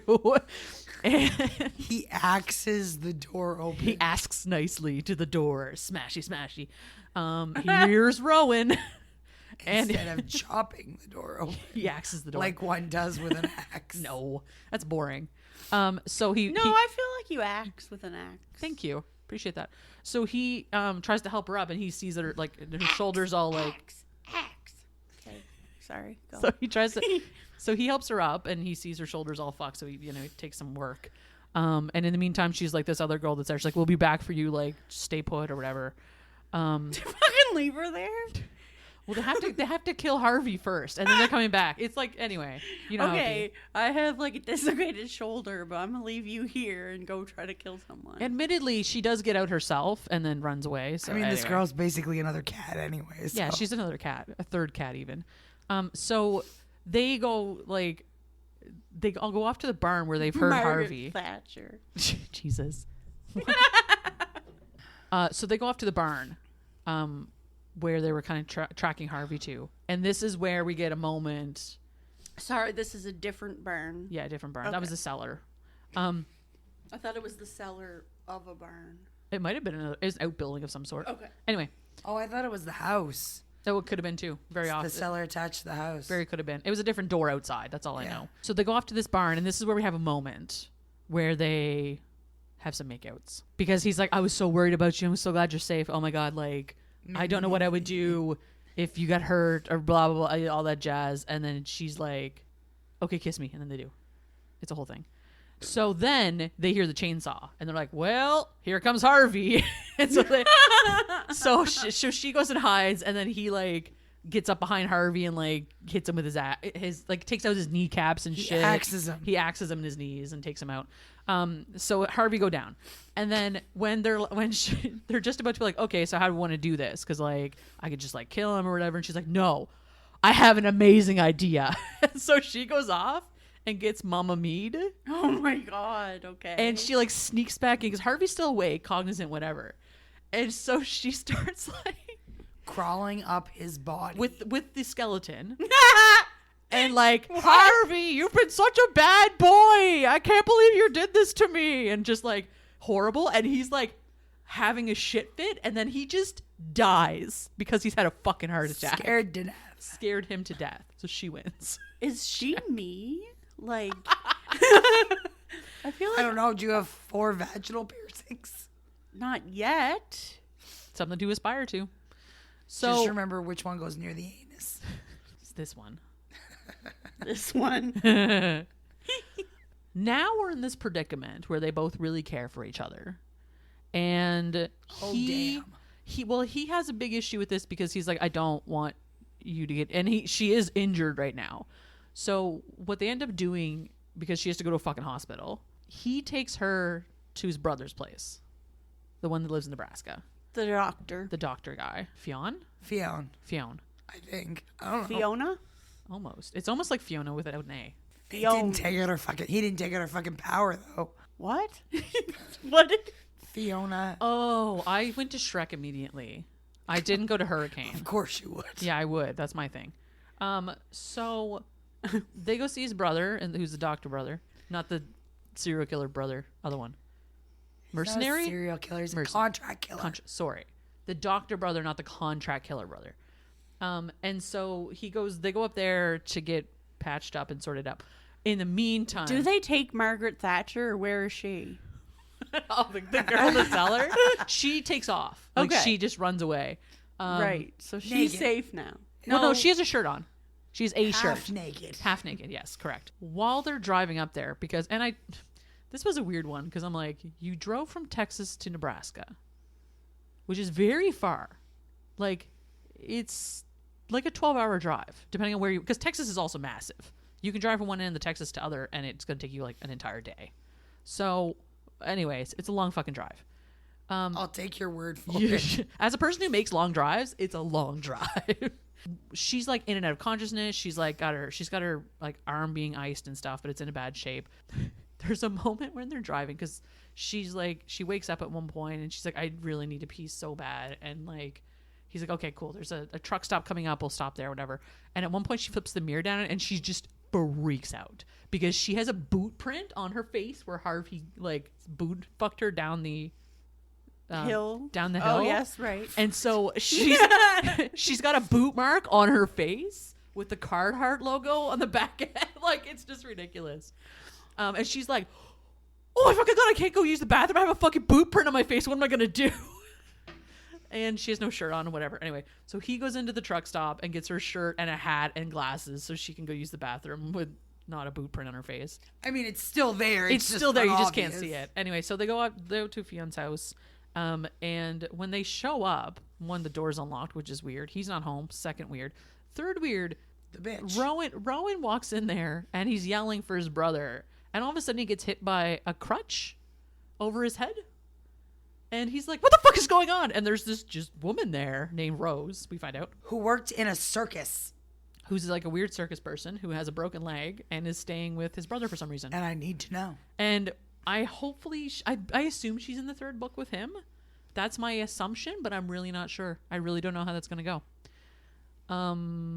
So we'll find out. I mean, she could be Sparrow. She could be, and that's the only thing that I could think of, because the third book is called Scythe and Sparrow. Do you know what would be even better? If he was Sparrow and she was Scythe. Oh, that could be a thing. Interesting. Anyway, we'll find out. So she's sitting there reading tarot, which is also a thing because circus person. Anyway. I love that you're like, yeah, that makes sense because she's a circus person. Yeah. What, Yeah. That's a circus thing. People read tarots. What are you saying? Am I a circus It's person? not a circus thing? No, Is that no, what you're trying sorry. to say? It's correlation, not causation. Because she is I'm in just a kidding. circus, because she grew up in a circus, she reads tarot. Not all people who read tarot are circus people. Not the same. Okay, I thought you were trying to tell me that. No. Okay. No. Other way around. If someone in a circus, unsurprisingly, does tarot. That's what we're talking about here. We wouldn't be surprised if you were in a circus. We just would accept it. Yeah, of course. You could totally be like a ringmaster with the little hat. Yeah, you could. Me, a ringmaster. You're boisterous. Why you can totally do not? that. I thought it'd be the fucking clown filing out of the goddamn car. You could be both. Eat meat. There's no reason you couldn't be both. You can be the ringmaster clown that gets out of a car. Why not? Oh my God. You just Aspire. I hate Ashton. clowns so much. Okay.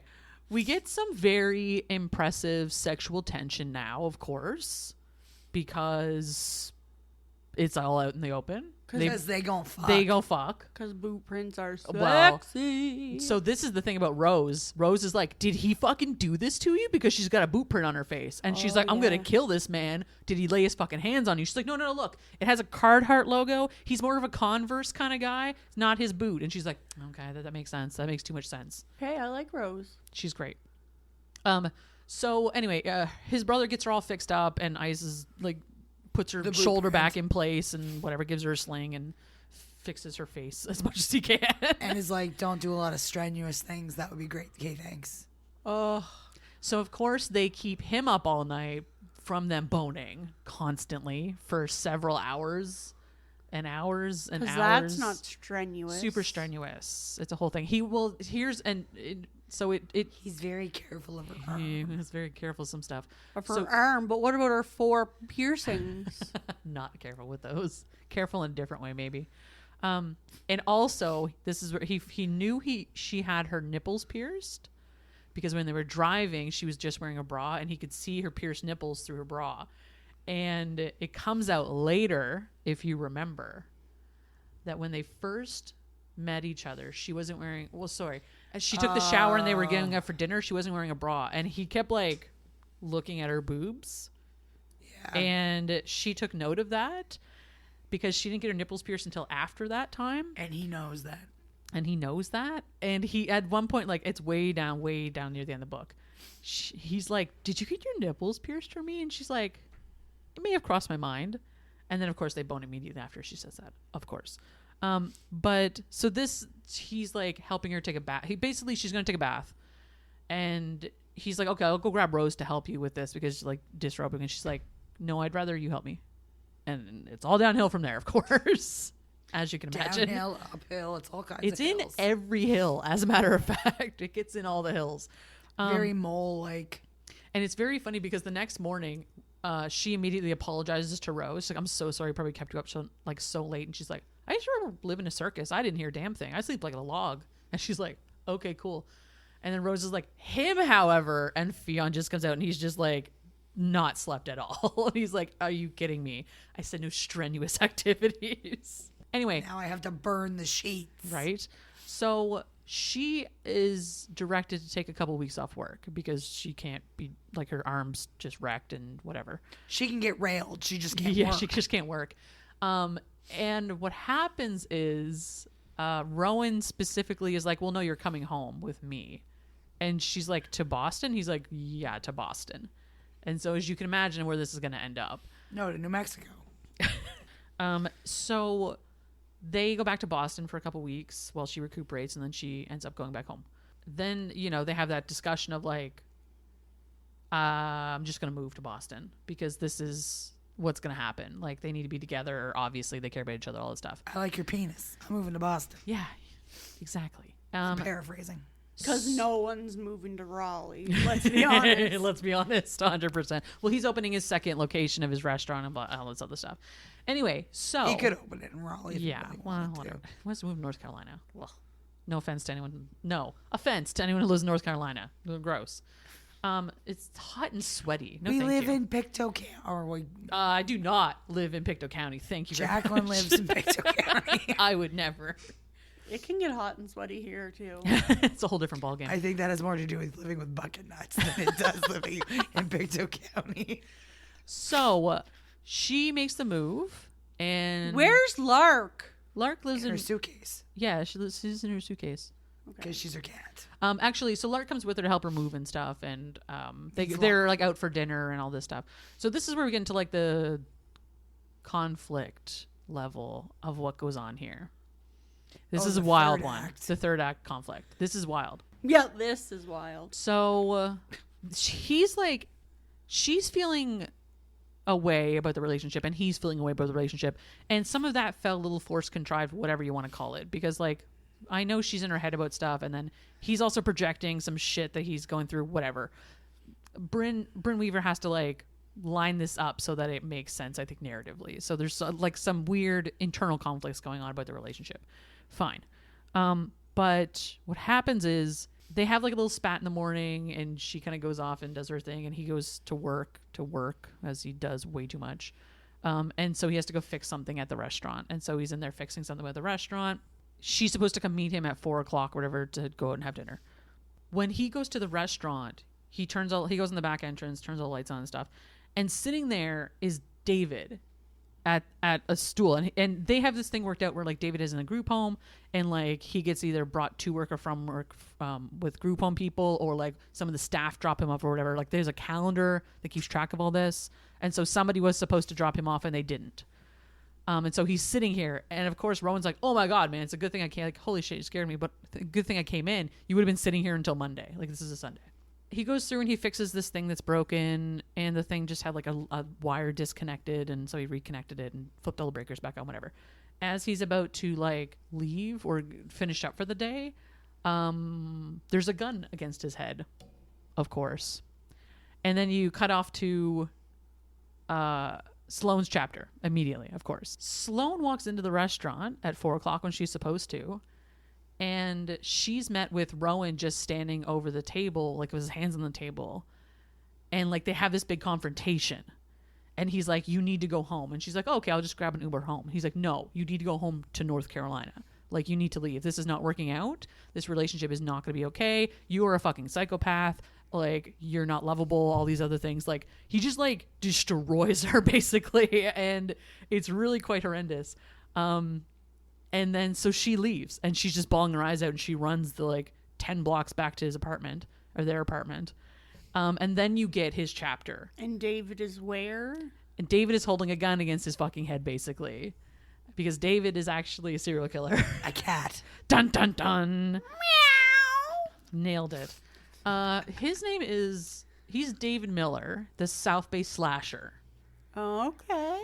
Wait, so he has a gun to his head while... I mean, metaphorically.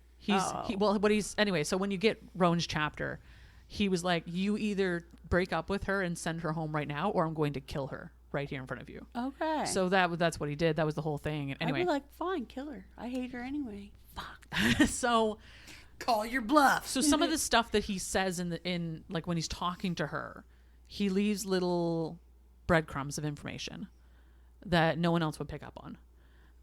And so as she's having a meltdown, she goes home and she's packing all her shit, and she calls Lark, and she's going through the conversation with Lark, and then she's like, "Wait a second. This part of this conversation didn't make sense. Why would he say that? He knows it was this time and it was this date, and he knows that this is why like none of it was adding up to her in a lot of ways." And Lark's just like, "You're reading into this. What are you doing? Like, this guy's a piece of shit. Like, he just left you and all this other stuff, and he called you out on these things and whatever." And she's like, "No, this doesn't make sense." So she just like hangs up on Lark and immediately calls Lachlan and is like, "I need a big favor from you." And so I need to backtrack a second. She set up her own camera in the kitchen of the restaurant. Because that's what stable people in relationships do. Because that's what stable people in relationships to serial killers do. And so she has her own camera in that place. And so she gave Lachlan the access to that camera to go back through the information to see what was going on. And so they pieced together this whole thing where they saw that David was doing these things and breaking stuff in the kitchen in order to set up this exact scenario. Which I have to say, okay, maybe I'm an idiot. Go on. And we're done. That's all you wanted to say? No, but I really thought that it was well done the way the things that were happening at the restaurants were just kind of like casually put in there, and how like David was just like an afterthought. As I was reading through it, I wasn't like, I was so distracted by the other things that if I had have been paying closer attention, maybe it would have been more obvious. But it was written in such a way that was like, it was obvious once it was obvious, but it wasn't like she set it up really, really well. What I will say about it, because I picked this up the first time I read it, and then the second time I paid closer attention to make sure I wasn't losing my mind. Yeah. the motivation behind David's situation here makes zero sense. Oh, I'm not talking about that. No, but the breadcrumbs she has left throughout the books, it was like the way The she wrote that, set it foreshadowing. up, whatever, great, was wonderful. Yeah. His motivation behind being the villain in this, no sense whatsoever. I didn't care about that. And the reason I say that is because, and this is what I picked up the first time going through, he specifically says, like, I came looking for Thorsten as a safety blanket because serial killers were getting killed. And the problem with this setup is that it was literally, they were the second competition, which means this had only been the second time it had ever happened. Ever. And so, like, Serial why killers are being killed? specifically on this time of year? Because and this is the thing, because he's like, yeah, this time of year is really unsafe for people like me, is how he phrased it. And I'm like, there's no way you would piece that together. It didn't make any sense whatsoever. And I'm like, so you premeditated, like, well in advance, after one isolated incident in an August, that this happened. Like, it didn't line up. Anyway, the first time I read I it too, clearly did not care enough about that. and totally fair, because again, she's like like she's pulling you in a different direction about stuff. But like, just that one particular aspect, I was like, that makes no sense, David. Like, if I would have bought it if it was something else. Yeah. Like, if he was like, I knew you guys were serial killers specifically, and like did that reverse thing. But he, like, the way she built it into him attaching himself to another serial killer in order to protect himself made no sense. I guess for me, it was just, I forgot that David was a thing. Yeah. Until David was a thing again. Totally fair. But also, it wasn't set up so that you did not forget, because she still lays mention to him. He just wasn't important. Oh yeah, totally. And like when she's, it's very interesting because you also get that tension at the end too, which, like, you get this tension build up and this stuff, and he's like, as soon as he walks into that kitchen, and you're like, and David is sitting there, you're like, fuck, here it is. I forgot about that. She just, like, you definitely get blindsided by it. And so that whole setup was amazing. Yeah. And then, like, the whodunit sort of thing when she figures it all out and goes through that. Anyway, she also, like, tries to triple cross David on the whole thing and be on his side and get his, anyway, there's a whole thing, and she takes him down at the end, basically. And then they happy ending. They open the restaurant. He rails her, he eats her out on a table at the new restaurant, obviously. Her table. Because she has her own table at this restaurant. It's called Butcher and Blackbird. Fun fact. Because it hasn't been mentioned, I don't think, but through this entire thing, he calls her Blackbird. No, I didn't mention it. Okay. Yeah, early on. And then hence the Blackbird drawing and all these other things. And yeah, it is nuggets of it here and there. Because from the song Bye Bye Blackbird, I think it's one. Anyway, it's one of the songs she sings on occasion or something. There's a whole tie in there. It's a John Lennon song. And then you get the epilogue, is one of the most glorious things I've ever read. Okay. I'm going to get you to read some of it, but I'm going to line this up in that. Remember when I was talking about him trying to steal her Kindle and about the dragon porn thing? Yes. So he she's getting some vibes off of him at one point, and she's like, I call skullduggery. And he's like, what are you talking about? He read the book? He's like, I'm not doing anything. What are you talking about? Did he read the book? Isn't that ironic? And she's Don't like... you think? A little too ironic. So... So she's just like, I call skullduggery. Like, what are you up to? Like, you're being sketchy. You're texting, like, what's going on? And he's like, I'm not up to anything. And then she's like, you're up to something. He's like, okay, fine. You caught me. And then he's like, I'll be right back. And he goes into his bedroom and gets changed and comes back out, and he's wearing a dragon onesie, and he has a big purple dildo because Soul, and he's like, my name is Soul, and I'm the dragon, and I'm gonna fuck you. And because Soul in that book has two penises, so he's gonna fuck her with the dildo and his own penis in the dragon onesie. Oh my god. So that's what you're gonna read in a moment. But the follow-up to that, because Sloane has been losing her mind planning this wedding. Oh my god, I didn't even talk about the proposal. I'm so sorry. We need to backtrack about the proposal. Whose wedding? Her wedding? Yes. So the next competition here. What does he write in a web or something for? Oh my god, Jacqueline, buckle up. Jacqueline, I swear to God. Like on Charlotte's Web? Jacqueline, I swear to God. Jacqueline. What? Listen, pay attention. So at the next competition, they killed the guy, whatever. She's doing her crazy, she does her crazy web. And he makes a comment about how one of the eye hole looks gougy, not plucky, looks gougy. He's like, look at that one. Go get a look at it. It looks gougy. Throwback. And she's like, it does not. And so she gets up on the ladder and she's like, what is this? And she plucks something out of the eye socket. And it's this little taped up ball.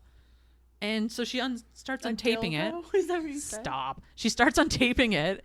And it's the original deal that they made for the competition. Oh. Because this is her third win of 5. So she's won the competition.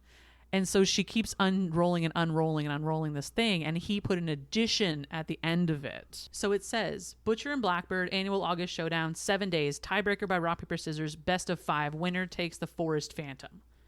And then he's like, oh, sorry, that's incorrect. Just a second. Or he adds another line to it. And he hands it back to her. And it says, at the end, marry Sloane Sutherland and love her forever if she'll let you. And then she unrolls the rest of it and there's a ring. And he proposes to her, obviously. But so he had hidden this ring in an eye socket of one of the kills she made as a proposal.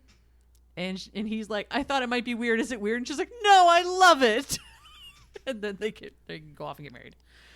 So the marriage thing in the epilogue, which I think we can all appreciate in this instance, she's like losing her mind about it. And she's like, I don't know, at a wedding, who am I going to invite? Because I have like no friends and family. I'm not going to invite my parents. Why would I invite my parents? Should I invite my parents? That's weird. Should I not? Who knows? And so she's freaking about the whole thing. And so as like a bridal gift or whatever, he gifted her like a spa weekend away with her friends, which in this case is Lark, Anna, and Rose. Anna is the tall blonde that they met at the restaurant. Okay. She's actually good. She's been friends with these guys forever. Like no interest in them whatsoever. So she ends up being really good friends with Sloane. Margaret Thatcher's not invited. Margaret Thatcher is MIA. I apologize. I don't know what happened to her. It doesn't say. She's dead. So they go off and have this spa weekend. Maybe she'll it's be lovely. in the second book or third. So they go off and have this spa weekend or whatever. Partway through, like one of the, like they're having a massage, and partway through the massage, everyone ends up leaving for various reasons. Like, oh, I gotta go pee. Oh, I need to go oil, whatever, like that kind of stuff. And who walks in but her fiance with his motorcycle helmet and his really cool jacket?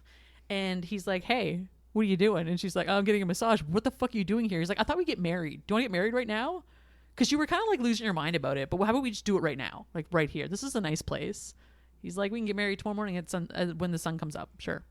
And she's like, are you serious? He's like, yeah, I brought your dress. I brought all these things. Like, hair and makeup's here. Like, we're all ready to go. All the friends are here. Like, just a small little thing. And she's like, thank you so much. This is so great. I don't have to worry about any of it. And then they get married. The end. That's the whole book. All right. So, Jacqueline. Yeah, Jacqueline. It's time.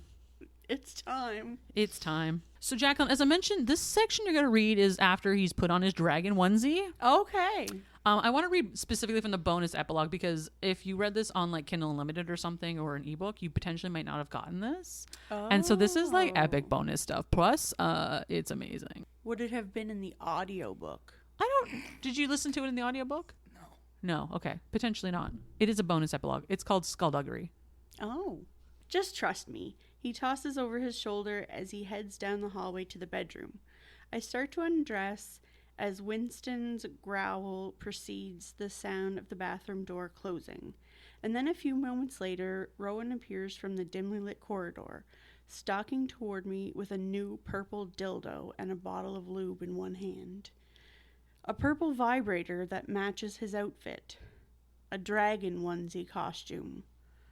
Rowan Kane, what the fuck? I say as I cackle with disbelief. I'm not Rowan. I'm Soul. He growls as he stalks closer. His ravenous gaze pins me and doesn't let go. I take a step backward and then another, every laugh that escapes me only feeding the hunger in his eyes. And I'm going to breed you, little human. Blech. You are so weird, I say on the heels of a shriek as he surges forward, and I run around the end of the island, narrowly avoiding his reaching grip. Try to escape all you want, my little human. I will still catch you. I cackle as I keep the island between us and creep toward the end closest to the corridor in the hopes I can make a break for it toward the bedroom. Why are you like this?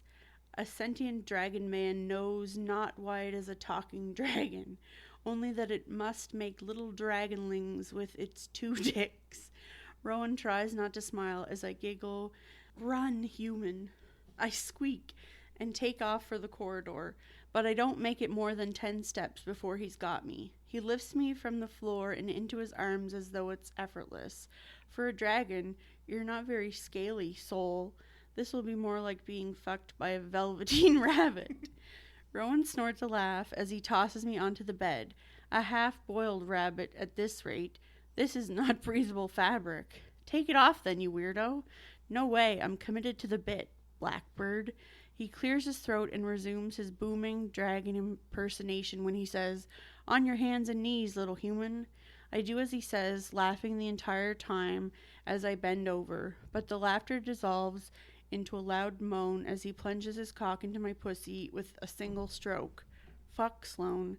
So fucking wet for me every single time, Rowan says as he glides out and thrusts back in, the soft fabric pressing against my ass cheeks every time he bottoms out.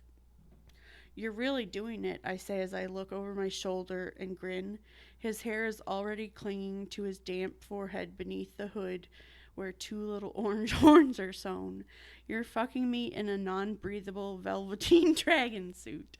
Damn straight I am, he grits out, not breaking the cadence of his thrusts as he grips my waist with one hand and opens the bottle of lube with the other. I watch as he drizzles the thick liquid onto the crack of my ass, and I'm going to fill this perfect cunt and then this tight little hole before I pass out from heat exhaustion. I snort a laugh and brace my head against my arm, pushing my ass up higher as he slides the toy through the slick lube to press it against the pleated rim. With a deep breath and a little push of the toy, it slips past the resistance. Oh my God, I moan into the sheets as he pushes it in deeper, slowly, inch by inch. Every thrust in my cunt is deep and slow as he guides the vibrator in until I'm filled, until I feel like I couldn't possibly take more. Then he turns it on. We both pause, as though any movement we make will push us over the edge before we're ready to take a breath and dive. Rowan hisses a string of swears, and I try to relax, but it becomes impossible when Rowan starts to resume a pace of slow, languid strokes. His rhythm becomes faster, his thrusts deeper. He turns up the level of vibration on the toy, and then he isn't just fucking me. He's claiming me, like no one else ever could.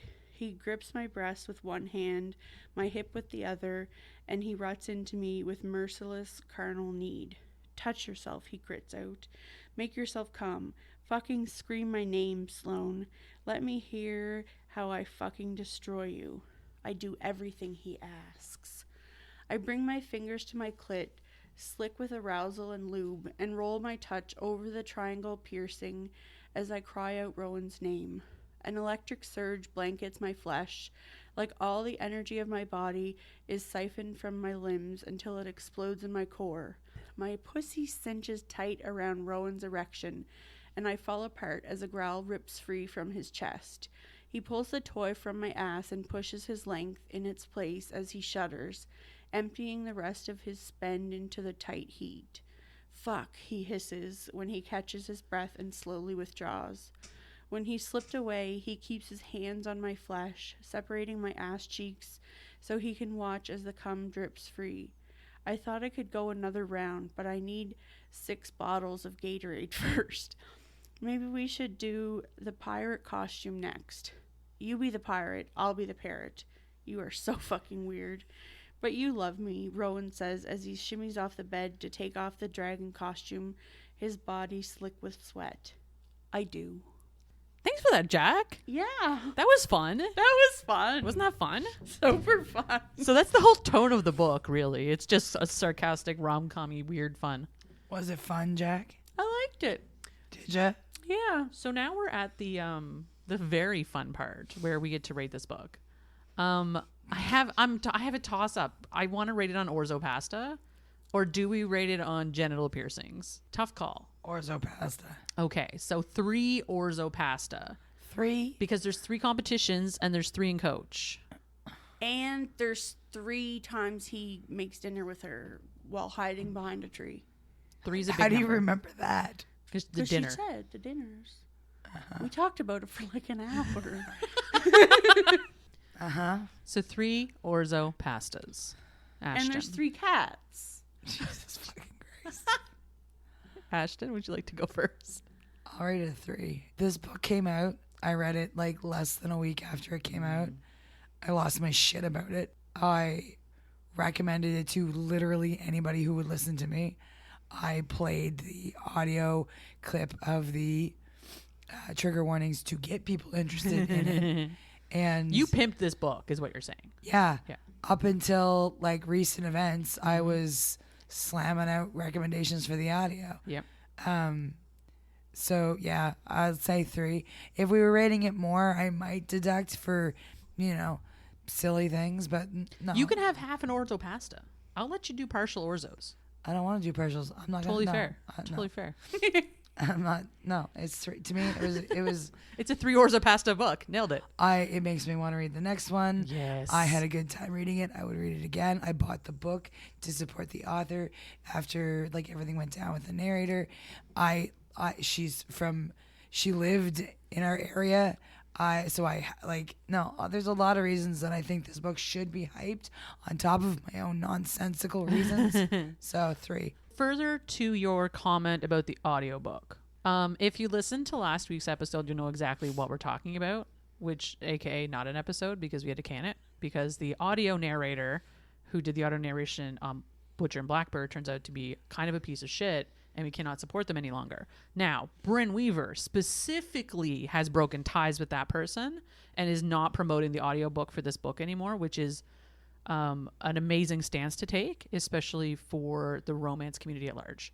And incredibly great of her as an author to stand by that and really exemplifying, I think, a standard that we should all kind of hold authors to. It's a tough call too, though, because that's her business. Well, not only that, but there's a lot of authors who are tied into his publication company legally. Yep. And that's not to state that they are not doing everything they can to support a situation that is just not cool all around.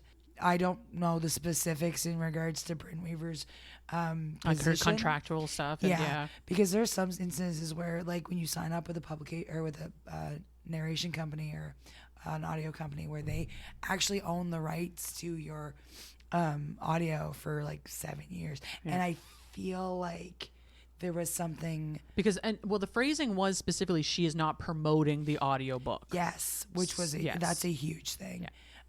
Because it does exist and it can still be out there and circulated and purchased and whatever. But she herself is not endorsing it. Yeah. I just feel bad for a lot of the indie authors get screwed on this one. I could only imagine like being stuck in that position and being in contracts. And so fortunately, like Brynne was in the position that she could make that call. And has put her reputation behind that, which is admirable. Which is too bad because everyone went on and on about that audiobook and how amazing it is. And now we can't support it, which is too bad. Well, I mean, y'all Men, have heard me. Stop being pieces of shit. Solid. You get invited into a female or a femme presenting dominant space, and just don't. Don't be a dick. I mean, I think the title for the episode last week really called it out, which is that not all men, but 100% this one in particular. And that's pretty much it. Don't be a piece of shit. Yeah. Just don't do that. Jack Orzo. Preach.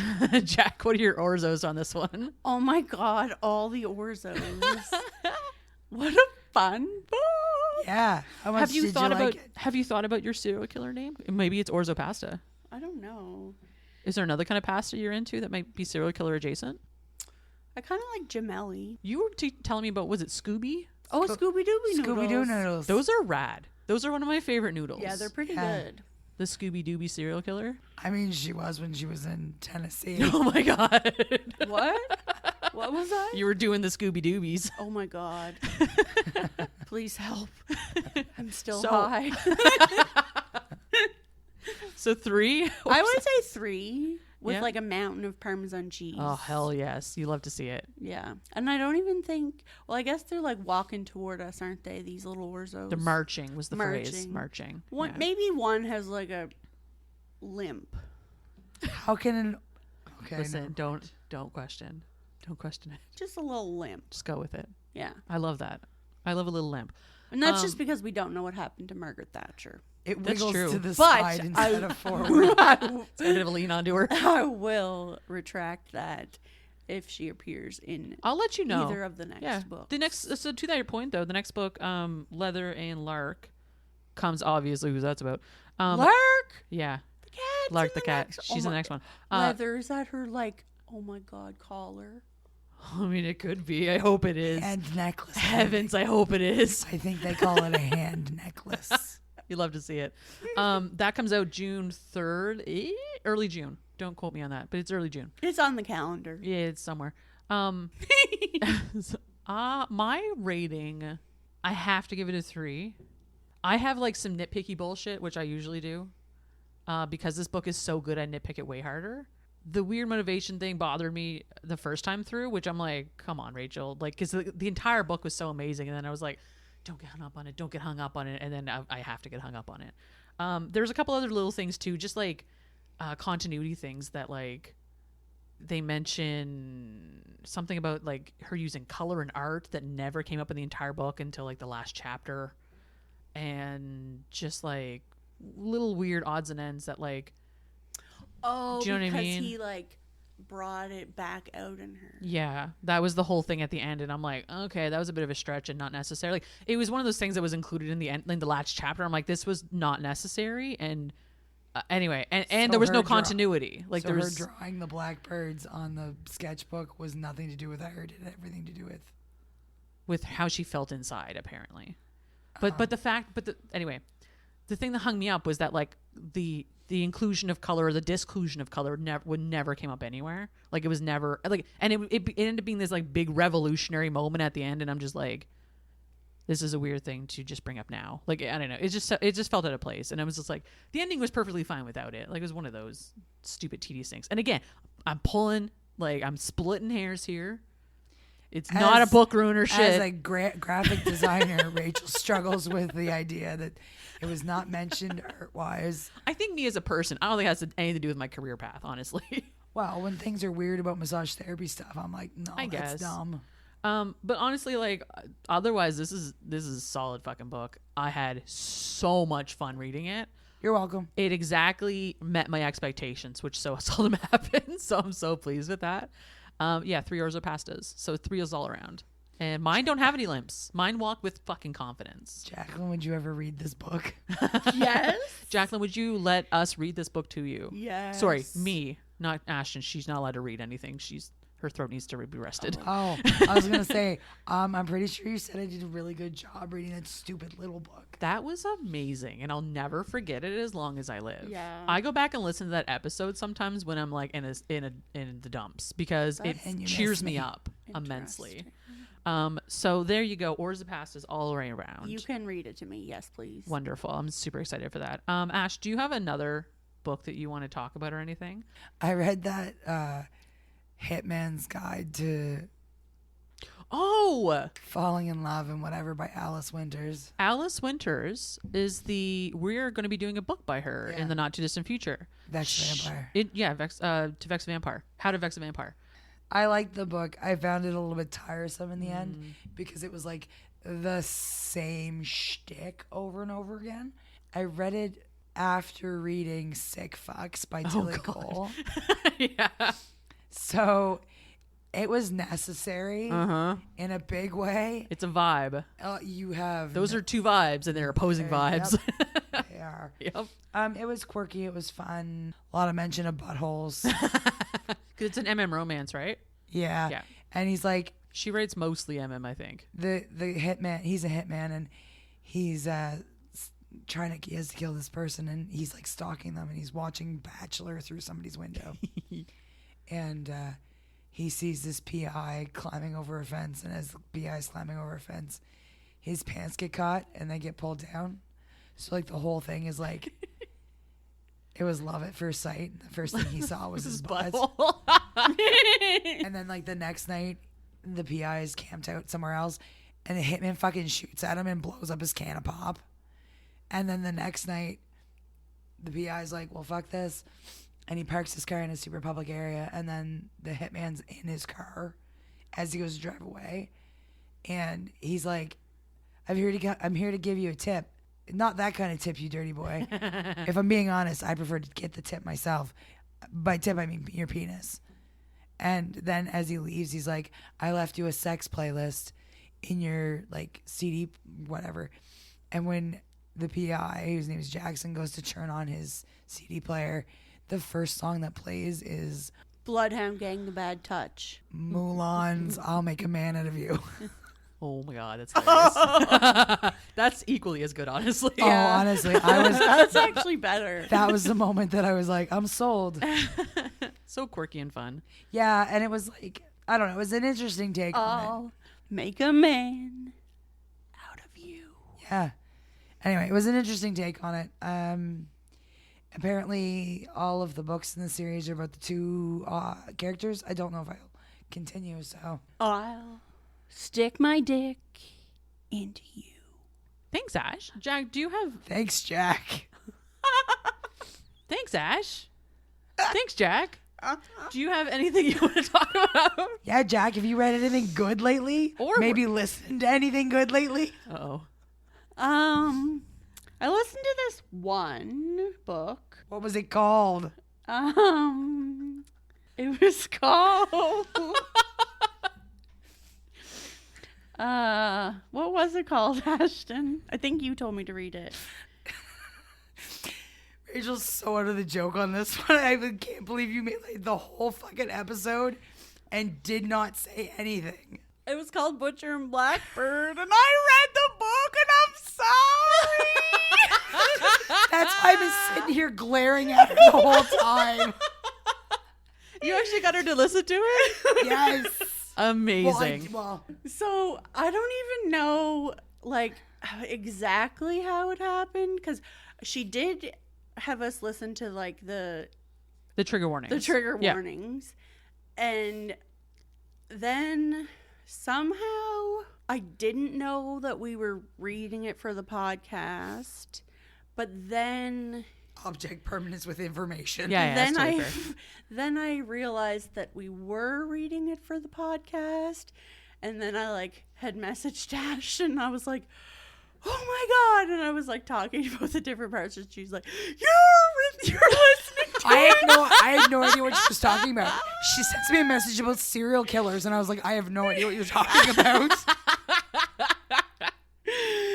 And I'm so impressed that you sat on that for a whole episode. Honestly, and like when did you listen to it? Like how long ago? A while ago. ages ago. Amazing. I love that. And I've been like, well done. I've been sitting here as she's making comments, being like, yeah, Jack, you're gonna listen back to this and realize why. I love it. Oh, you remember So that much he foreshadowing. Was, that he How do was you there 3 times? How do you remember that so well, Jacqueline? How do you know that what she's talking about when she's talking about how now her art has color? Because that was not mentioned at all. Oh. Well, thank you for that. I love it. Oh my God, like, that's a perfect way to end a serial Dying. episode. Dying. Like, But really so good. Okay. And also that bonus chapter I don't think was in the Oh, audio. amazing. I love that for you. yeah, You can if read the rest only of we it. knew somebody who listened to the audiobook who could tell us. You told me, Ashton. I'm sorry I didn't listen. There were like Easter eggs. Yeah. for the I'm whole gonna go back and thing. listen to the whole thing. It's great. Well, to end on that, What have you read, Rachel? I actually didn't. I don't have a book to talk about. I have a game to talk about. I played a dating sim called Boyfriend Dungeon, where you romance these characters who can turn into weapons, and you take them into dungeons, and you use them to fight monsters in dungeons. And then you pick one, and they give you your whetstone, and that's the person that you pick. Whetstone. Yeah, WHET whetstone. Yeah. Whetstone. It was fun. It was super fun. It's on Steam, obviously. I play it on... please don't hurt me. I play on my iMac because I have an iMac because I'm a designer. So I'm limited to playing dating sims that are only available on Macs, obviously. You should try and find Shower with Your Dad simulator. I'm going to continue playing dating sims every so often because they're really mindless, and I like playing video games, and they're just Just whatever. Shower with your dad simulator. Perfect. I'll do that. Thank you. Yeah, good. Check. I'll make sure it's on Mac. Yep, So, good. yeah, that's on Steam. It was like, I think I got it on sale for like $7. It was a good deal. Solid. Because Steam always has sales on. But yeah, that was super fun. Dating sims are my new thing. That's what I'm doing. That sounds fun. Isn't that fun? Speaking of, next time we are back, we're going to be reading Heartless by Elsie Silver, which is a cowboy romance. Cowboy romance. So we will talk about that next time. That is available on Kindle Unlimited for anyone that wants to read that. It's book 2 of an entire series. So you don't Chestnut Springs. Yeah, Chestnut Springs series. You should start with the first book. So if you want to read that, you can get into that one. Yeah, I would say. I would say so. It's a good little setup. So we'll talk about that next time on the Queen's Spice podcast. Thanks for hanging in there, guys, and almost pulling one over on me, Jacqueline. We'll see you guys next time. Bye. Bye. Thanks, Rachel. Thanks for listening to the Queens of Spice podcast. You'll find us on Instagram and Twitter at Queens of Spice. Or if you want to send us an email, you can reach us at queensofspice@gmail.com.